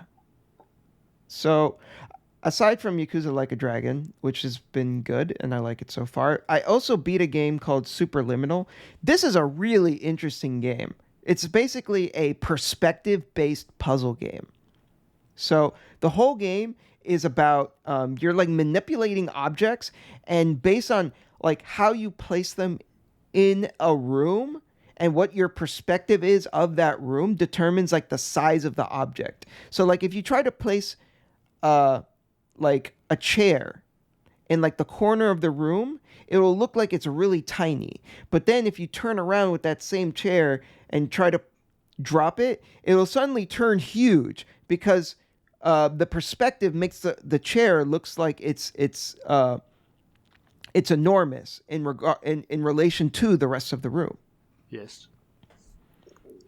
So you do this to solve a bunch of different puzzles, and it's not just size based. So there are times where you'll see parts of the wall and they'll have markings on the wall, but then if you align yourself just right, you'll see that it's actually an object, and you can grab it and remove it from the wall and then use it in order to solve puzzles as well. So do you guys know what the term liminal means? A liminal space? Yes. Nope. Okay, so a liminal is basically the space between spaces. It is basically a transitory space, a space that is Did you ever watch Indiana Jones 4, Bogan? It's where the aliens from Indiana Jones 4 live. I've never seen that movie. He says they're not going to space, they're going to the space between space. John Hurt does. I see. But like a hallway is a liminal space because it's designed to get you from one destination to another. So basically, nearly the entire game is hallways and giant rooms, and that's like the whole aesthetic of the game. And I think it's a great game. You could beat it in a single sitting. That's what I did, and I love the experience. And that's definitely how I would recommend you play it, start to finish, in one sitting. And by the end of it, it actually got across this, like, because as you're playing through the game, the story is basically like you're kind of under like this dream hypnosis thing, and you like it. I think the idea is that your character wanted to do this like dream therapy or something, and this company is designed for that. But it looks like the further you go in, the more things are going wrong, and you're doing things that you're not supposed to be.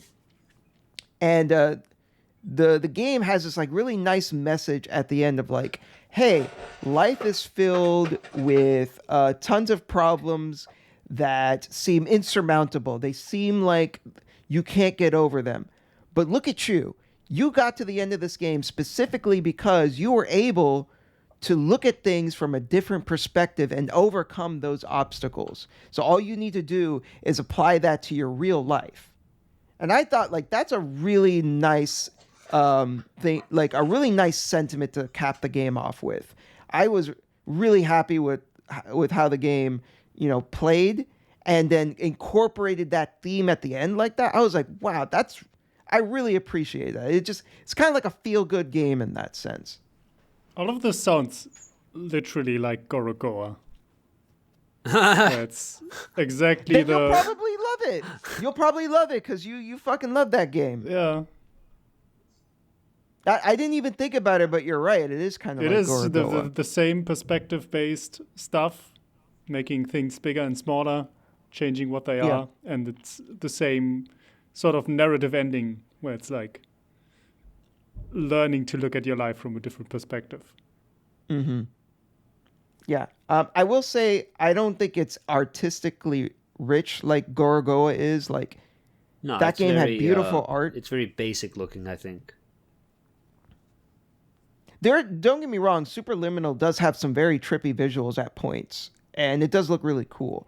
I'm just saying, like, Gorogoa was kind of like on another level when it came to how it presented its visuals. Isn't Subliminal, I think, because I'm 90% sure I know what game you're talking about. Doesn't it have like very just sort of basic blocks looking to it? Not exclusively, but there's a lot. There is a decent amount. Sure. Yeah, yes. Sure. Because I think I know what game this is. Mm. But yes, highly recommend it. Super short. You could be in a couple hours. Great game. Can't recommend it enough. Yeah. And with that, we're at the halfway point, and we need to take a break before we talk about our essay topic. So we'll be right back. Yeah.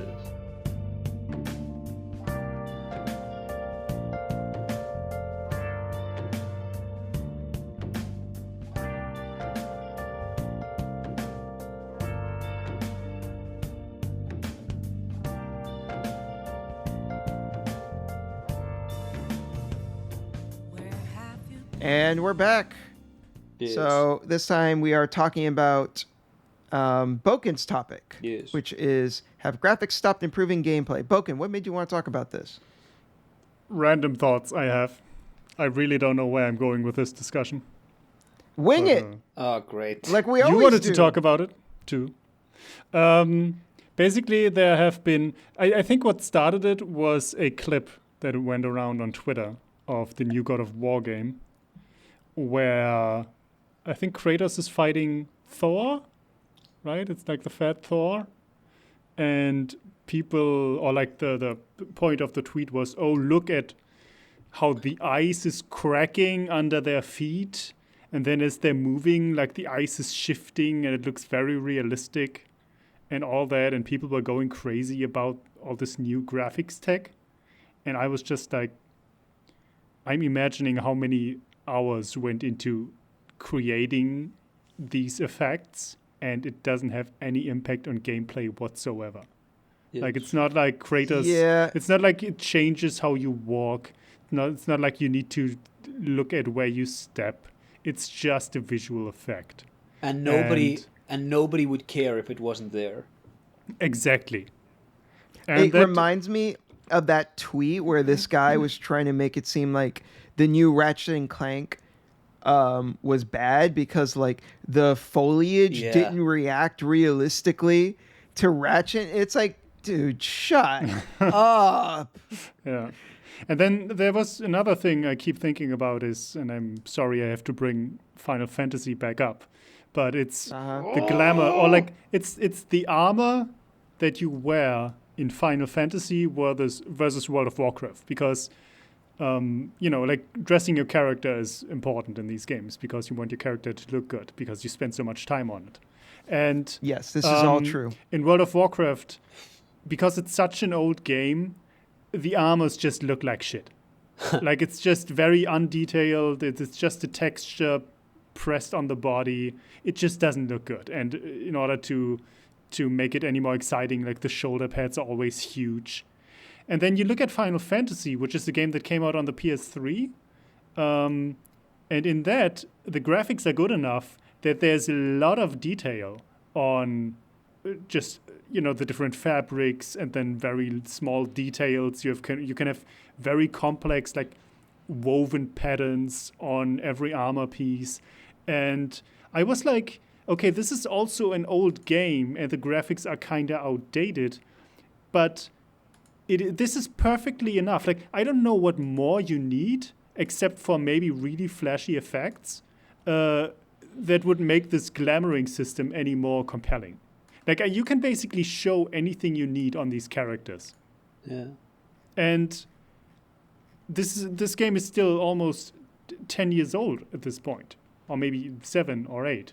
So, like, at what point, like, I don't see how you can improve the armor graphics in Final Fantasy, or I don't see that you need to, but we still keep improving graphics. And so there's this disconnect where, okay, from World of Warcraft to Final Fantasy, that's actually a noticeable improvement on what can be shown in terms of, like, effects and fabrics and whatever, clothing, and also just in terms of animations.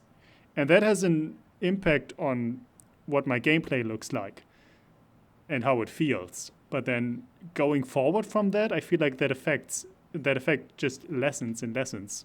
And improving graphics is only for the purpose of improving graphics instead of improving visibility or, like, what is shown. You know what I mean? Yes. Like, I feel like we at this point, or for like 10 years, we've been able to show everything that needs to be shown in a game for a game to work. Yes. I think the only, like, major upgrades we've gotten are, like, far distance rendering.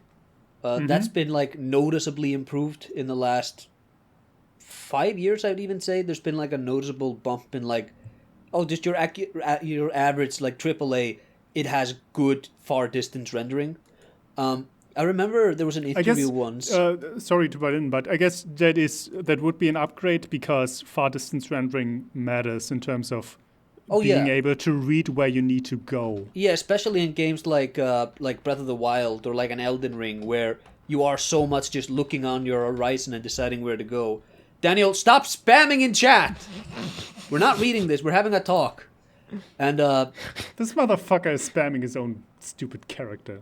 Yeah. Can't believe this. His little princess character. That video is not my character. That's an old cape that was in the beta for A Realm Reborn that had to be removed because the PS3 couldn't handle it. Wonderful. Also, the cape has an Icelandic name. Anyways,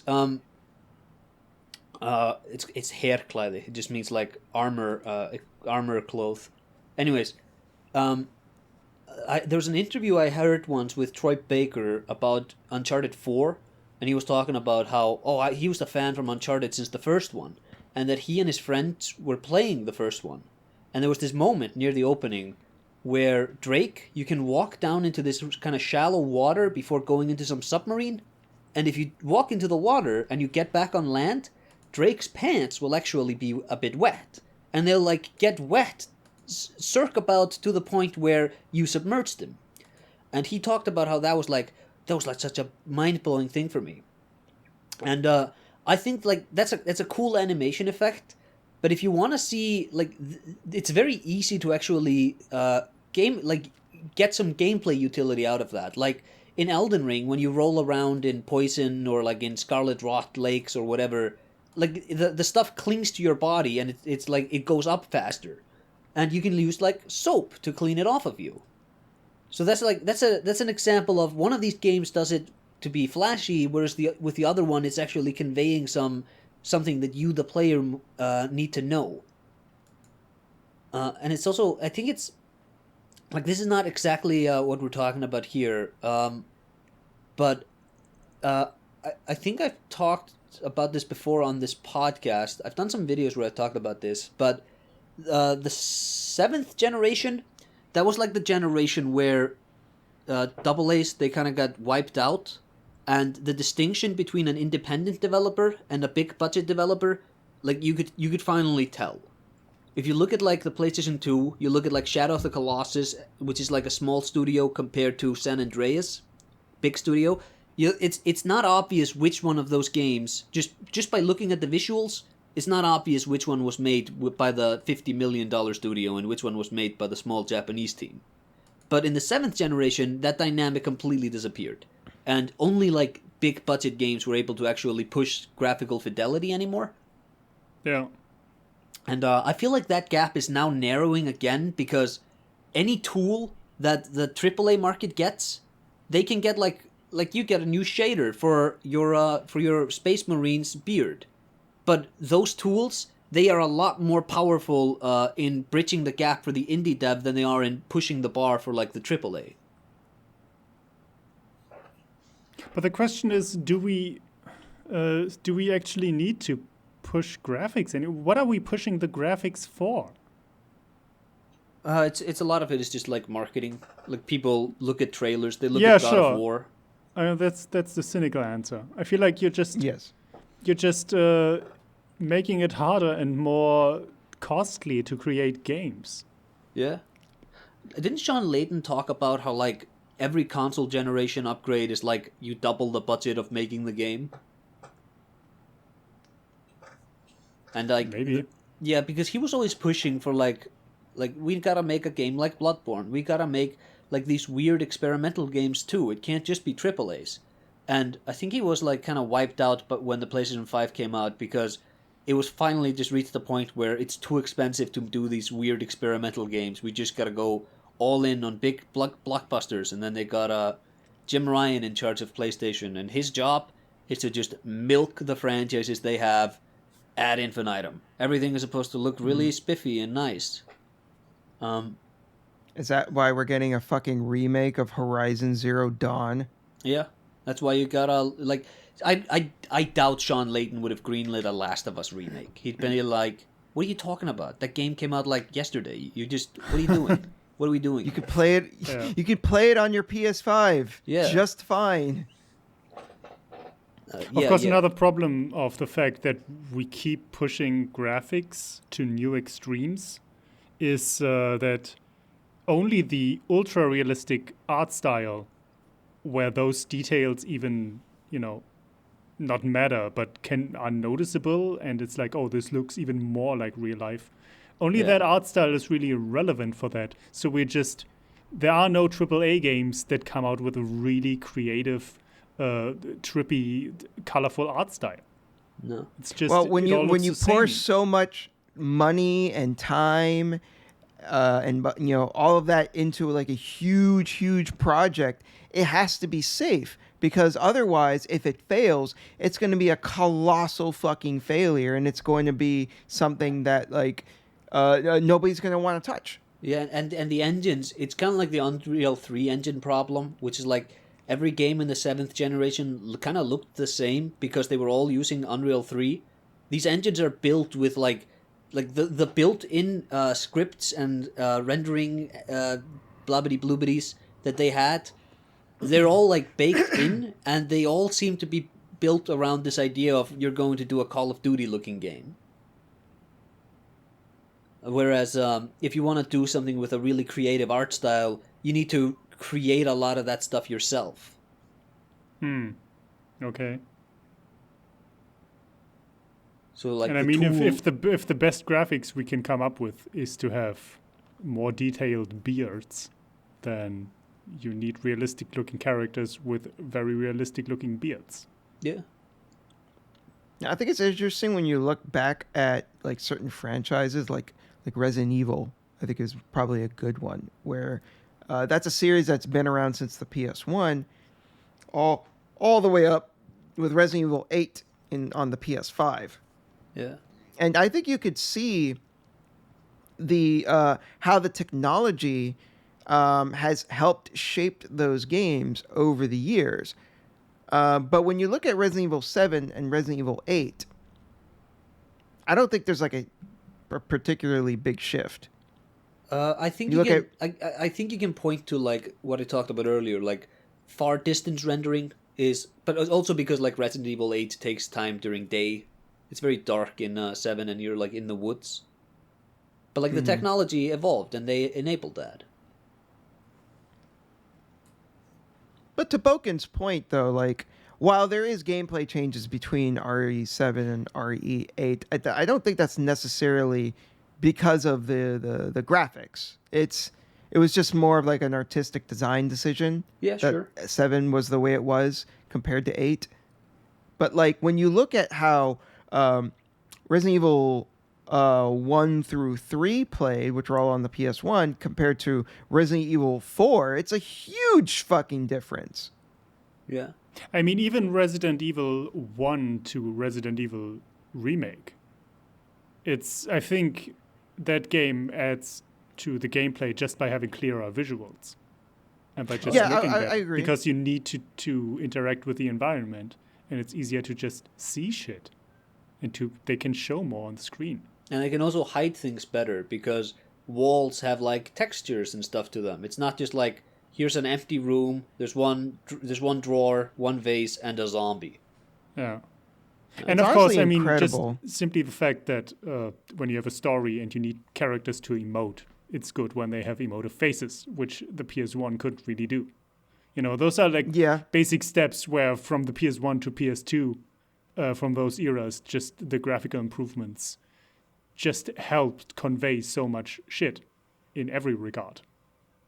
But then, Right, like yeah. one of the I guess it's not really a problem. It's just more of like a byproduct of like older games is that, you know, everything had to be like written out because, you know, if you had like a 2D sprite based game, you know, at most maybe like a character portrait might convey an emotion, but like aside from that, you know, you had to write everything out. While games with full blown cutscenes, you know, a character that would have had to have like written out the dialogue of what that character was trying to say.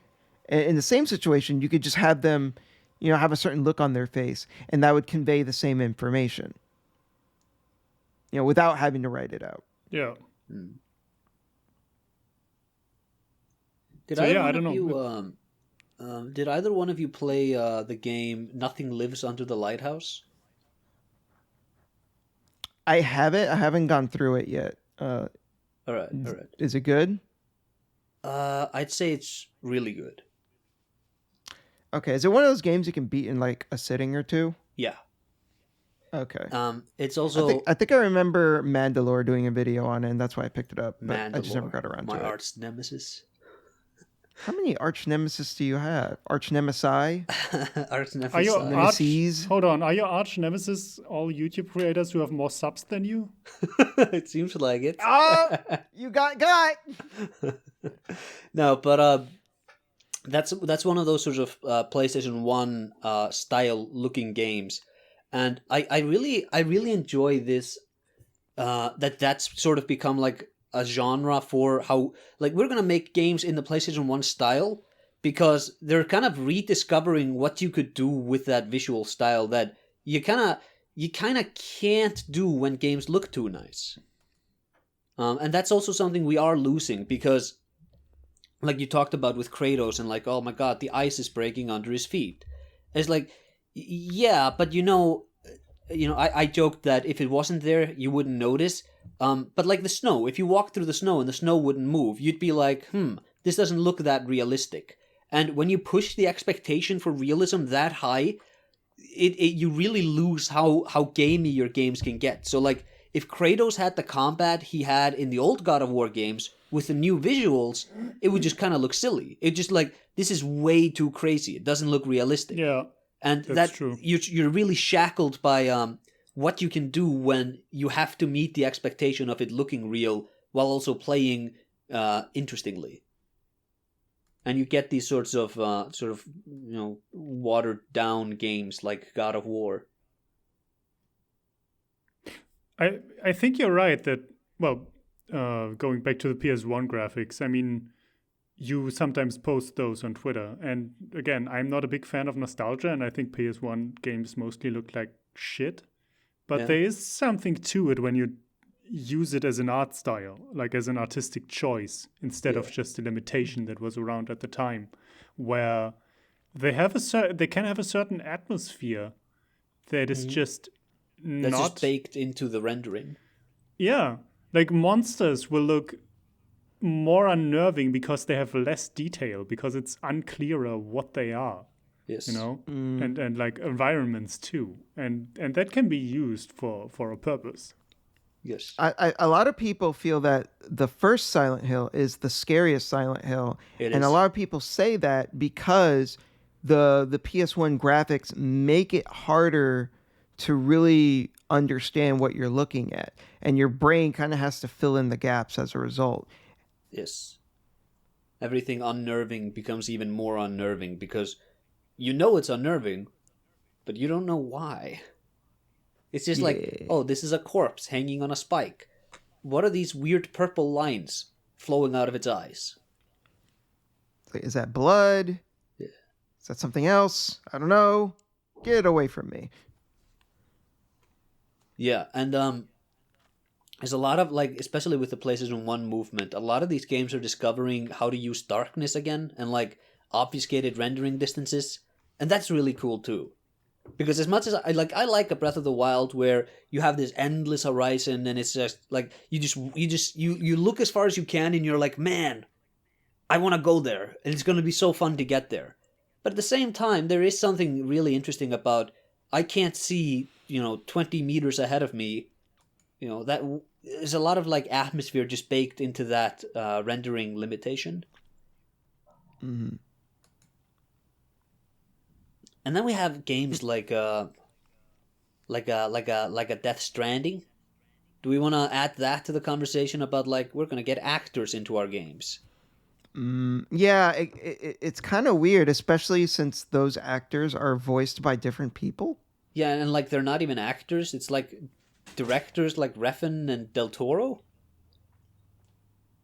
And yeah, it's really interesting also because like you get these actors, and they are much better actors than the voice actors are. But they're not acting. They're doing mocap acting, which is a very different skill, and they're doing voice acting, which is a very different skill. And the animators who have to actually move the motion capture into like an actual performance, especially with Death Stranding, I don't think they did a good job. I think basically every character looks really bad and is really poorly acted in that game because there's some layer of like unprofessionalism to the mocap, because I know how Norman Reedus reacts. Like I know what his face looks like. I know what Leia Seydoux's face looks like and how it moves, and I know how she emotes, and I'm not seeing it here. Whereas if you just did like a Metal Gear Solid 3 thing and you just create new faces, I think it would immediately fix that issue. So like that's an example of like you've gotten so good at graphics but you don't know, like, you're not, like, your graphics are too good for your animators, kind of. Are all characters nowadays, like in these huge AAA games, based off of voices of real people? Like, is it impossible to create a realistic looking person from scratch? No, I mean, I think Big Boss in Phantom Pain looks pretty good. And I really love that design, actually, because I can see the old Big Boss in him, but he also kind of looks that's real. that's also an existing character. Oh, you mean create a new one? Yeah. Yeah. Like, what about, I don't know, what the fuck is the guy in Last of Us called? Joel. Joel? Joel, yeah. Yeah, is but he based Joel- on an actor? Yeah, that's Or a he person? has. They based that face on Troy Baker's face, Okay. and like but they made a lot of changes, so I don't really mind that as much. It's the same as like with James Sunderland in Silent Hill 2, where he clearly has Guy See's face, who voiced him. They've just given him a bigger jaw and like they've given him like a bigger upper body. Like that doesn't bother me so much. What bothers me is when you just take actual actors whose faces I know, and you just try to like mirror that. No, Like, I get that. At that point, why don't you just put in like acted cutscenes in your game? Why are you hiring these Hollywood actors to make them do mocap? Am I wrong? I'm not wrong. No. I'm not wrong. No, you're not wrong. You're not wrong. It's okay. I'm losing my mind here. I'm just wondering if that is a detriment to the ultra realistic art style, is that you need real people that you model your characters off of. Yeah. I know that Yeah. they do that in Resident Evil now.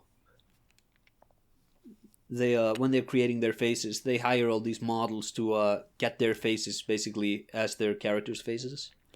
Okay, so I need to bring this up because the Yakuza series has had a real issue with this, where Kazuma is not based on a real human.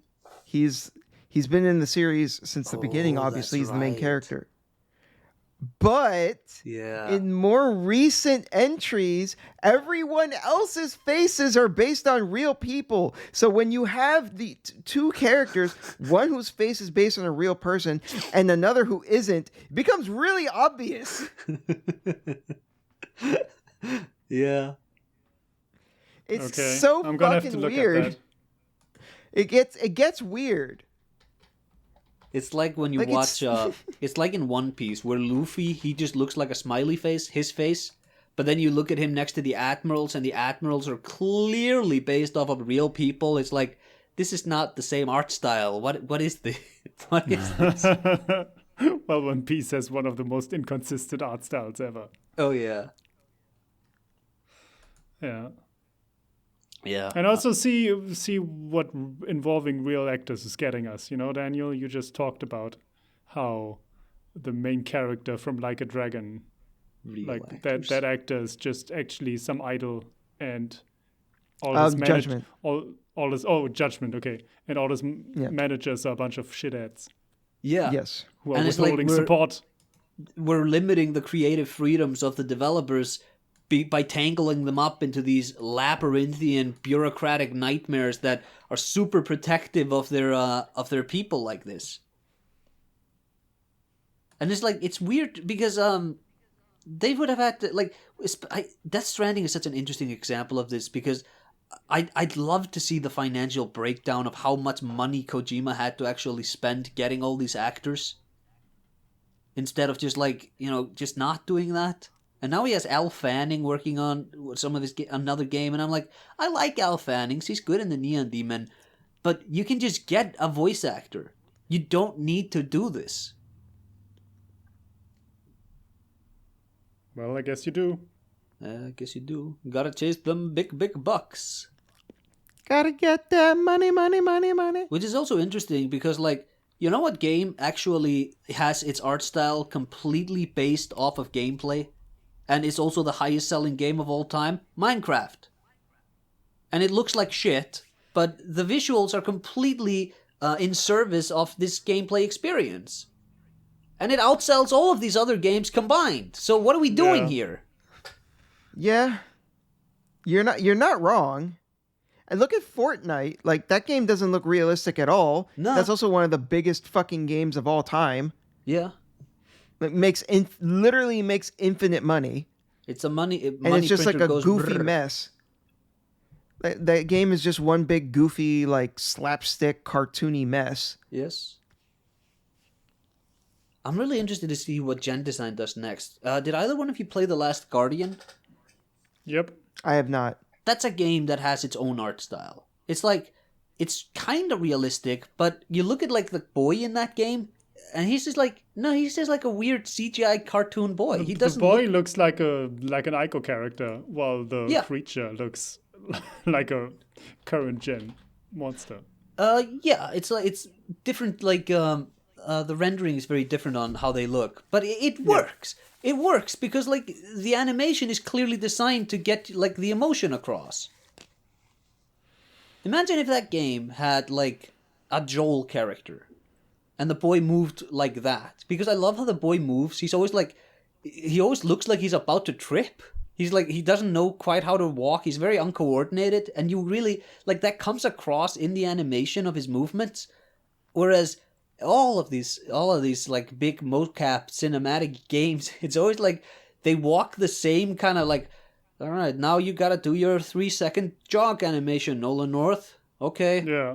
Now because they're professionally trained actors, so they of course all have the same, standard walking and running styles. And and it's also postures, like all that. It's also this idea of like, is the movement a utility for the player, or is this actually an avenue for the animators to express something?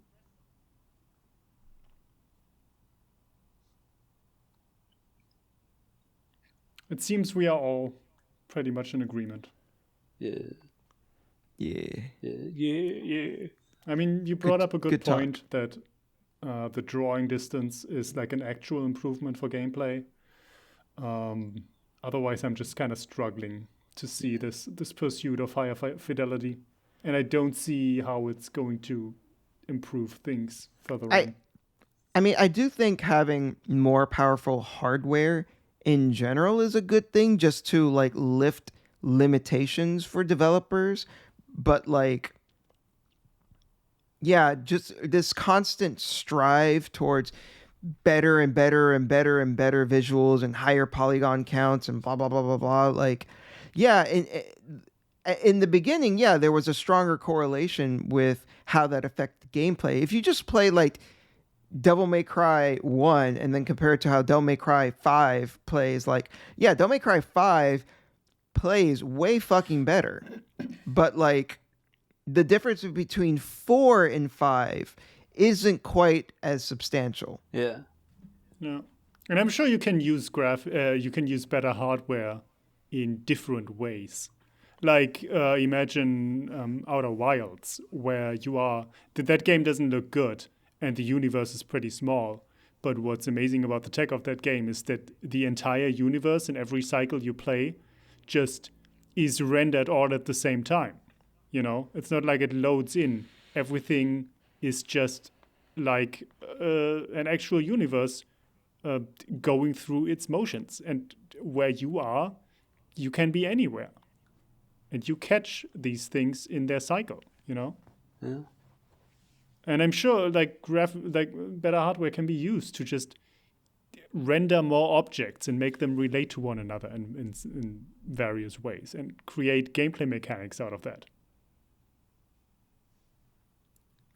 Yeah. Yep. Instead of just rendering the fucking, I don't know, the beard stubble on Kratos. Yeah. Hey, man. It's a pretty good beard, though. Also, we get a lot of it is just wasted on these particle effects. Have you noticed that? How, like, the biggest difference between, like, the 8th generation games and the 9th generation is that the 9th gen games, they have a lot more particle effects. That's basically the only difference I've seen so far. Just, like, weird embers and stuff flying about. Hey man, they're just trying to juice it. Yeah. Anyways, what have you been up to, Acer? Do you have any projects in the chamber? Yeah. I'm working on the Armored Core video. Armored Core? You're gonna do all of the Armored Core games? No, I'm gonna do all the numbered ones, and maybe 4 Answer, but that's basically it. Because there's like didn't 50 of those. Hidetaka Miyazaki work on 4 Answer? Yes, he did. That's why I want to do that one too. Let me see. That game is all about like the Kojima particles. It's named after Kojima. Hideo Kojima? Yeah. Oh, okay. Yeah. So yeah, I've also just been replaying Elden Ring again. I'm like, man, all these patches, it's just like playing a different game, because a lot of the complaints I had with it at launch are like, oh yeah, you agreed with me and you just fixed it. You fixed it. I mean, that's a good thing. Oh yeah, it totally is. That's actually like one of the better developments, I think, is that you can release a game that isn't perfectly balanced and tweak it. I think that's one of the better developments. It's not a graphical one, like a visual one, but it is very important, because like imagine if they tried to do Elden Ring without being able to just get playtesting from 12 million players, and they just hired an in-studio to actually do it. That game would never be able to get made, and they'd have to like just cut half the weapons out just to be able to make deadlines. But there's also the case of ship it, fix it later. It didn't sell enough. Don't bother fixing it. Which is like that's the bad side. Yeah, but luckily Elden Ring became like one of the biggest games of the year, and Yes. basically the entire world became their playtesters. Oh yes. Can't wait for the DLC. Boken, what have you been up to? Nothing. Not even in your regular life? Do you have any kids? No, I do not have any kids. You didn't plop one out in between recordings? I mean, what the fuck do you... What the fuck do you want to hear about? Are you accusing Boken of being a baby making machine? I don't know.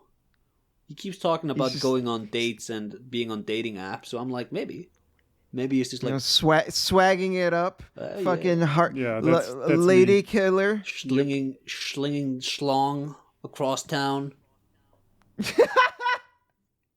I mean, what the fuck do you want to hear? I'm getting a tattoo in January. Is that Hey, that's interesting? interesting. What off? Okay. Of like paintbrush. A paintbrush. You don't want to get the essays thing. and espresso coffee table tattooed on you? No. I think we should all do that. I think that would be funny. I don't know. Maybe somewhere where people can't see. No, on the forehead. On the forehead. On the forehead, yeah. That's the most painful place to get a tattoo. Don't do that. I'll get that, and then above that, I'll be like, you know how the Joker had like damaged? I'll be like espresso and essay. Because the guy put it on wrong. I think actually where I'm getting my tattoo is one of the most painful things you can have, which would be like the area from your shoulder to your chest. I don't know what that's called. Oh. There's only bones there, right? The collar? That doesn't sound good. Yeah. Is it the collar?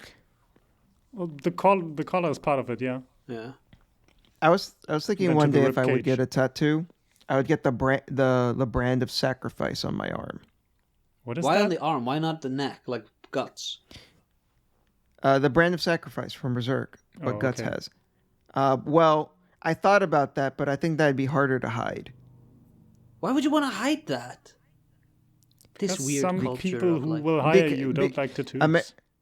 America is like very weird about that sort of thing. The trick to this, and this applies everywhere in the world, is just be confident. If you have like tattoos all over your body, you're one of those people who are blue, and you have like weird horns, and you've had your tongue clipped in two, and you look like have black eyes, and you just look like a total goblin. So long as you're confident, people won't talk about it. I mean, this colleague of mine who basically got me to this point in the first place, He has a lot of tattoos, and he was like, if I'm switching jobs and my employer is like, I don't want to hire you because of your tattoos, then that's probably not a job he wants to have. Yeah, it's always like being a waiter or some service jobs that are like that, I find. And those are always like the worst jobs. I could never see myself as a fucking waiter. I used to work as a waiter. No. It's awful. It's the worst job in the world. It's the worst job I've ever had. I've worked a lot of shit jobs, but that's the worst. Because it's also like restaurants, they attract bad managers. And when a restaurant is poorly managed, you're constantly out there talking to people, and they're like, "Hey, we ordered our food 40 minutes ago. Why isn't it here?" And I'm like, yeah, 5 people have asked me to go in and ask the chefs about this. I can't, like, it's not on your desk because this place is poorly managed. That's why. There's no secret. And now because I need to, like, placate your psychological need to be, like, noticed, I have to, like, not take actual orders and not do things, go into the kitchen, pretend to talk to the fucking chef, come back out and tell you, yeah, it's going to be, like, another 5 minutes. Yeah. It's And just it's like, okay, the this is food isn't fixable. there. Like, Yeah. if your food was ready, it would be on your table. Yeah. I guess it's not ready. What the fuck do you want from me? Yeah, just wait. Yeah, and you have to take the brunt of all of it because you're the face of it. So when Yeah, people complain, they never complain to the chef or the owner. They complain to you. And when you bring that feedback to the bad manager, the manager is always like, no, these people are just wrong or whatever.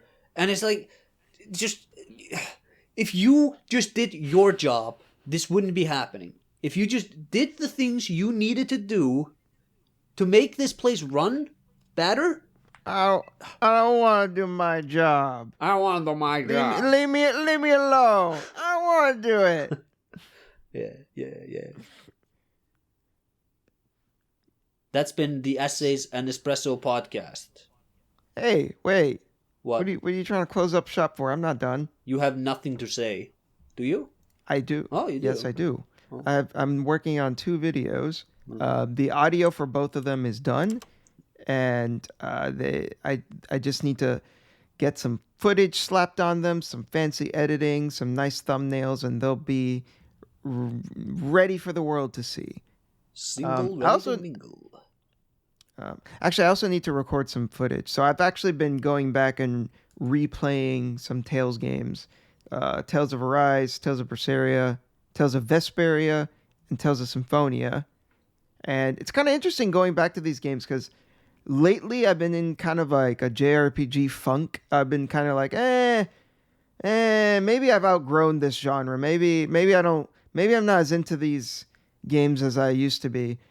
But playing these games, I was like having so much fun. I was just like, damn, no, I think I still do like this genre. It's just that there haven't been a lot of good ones as of late.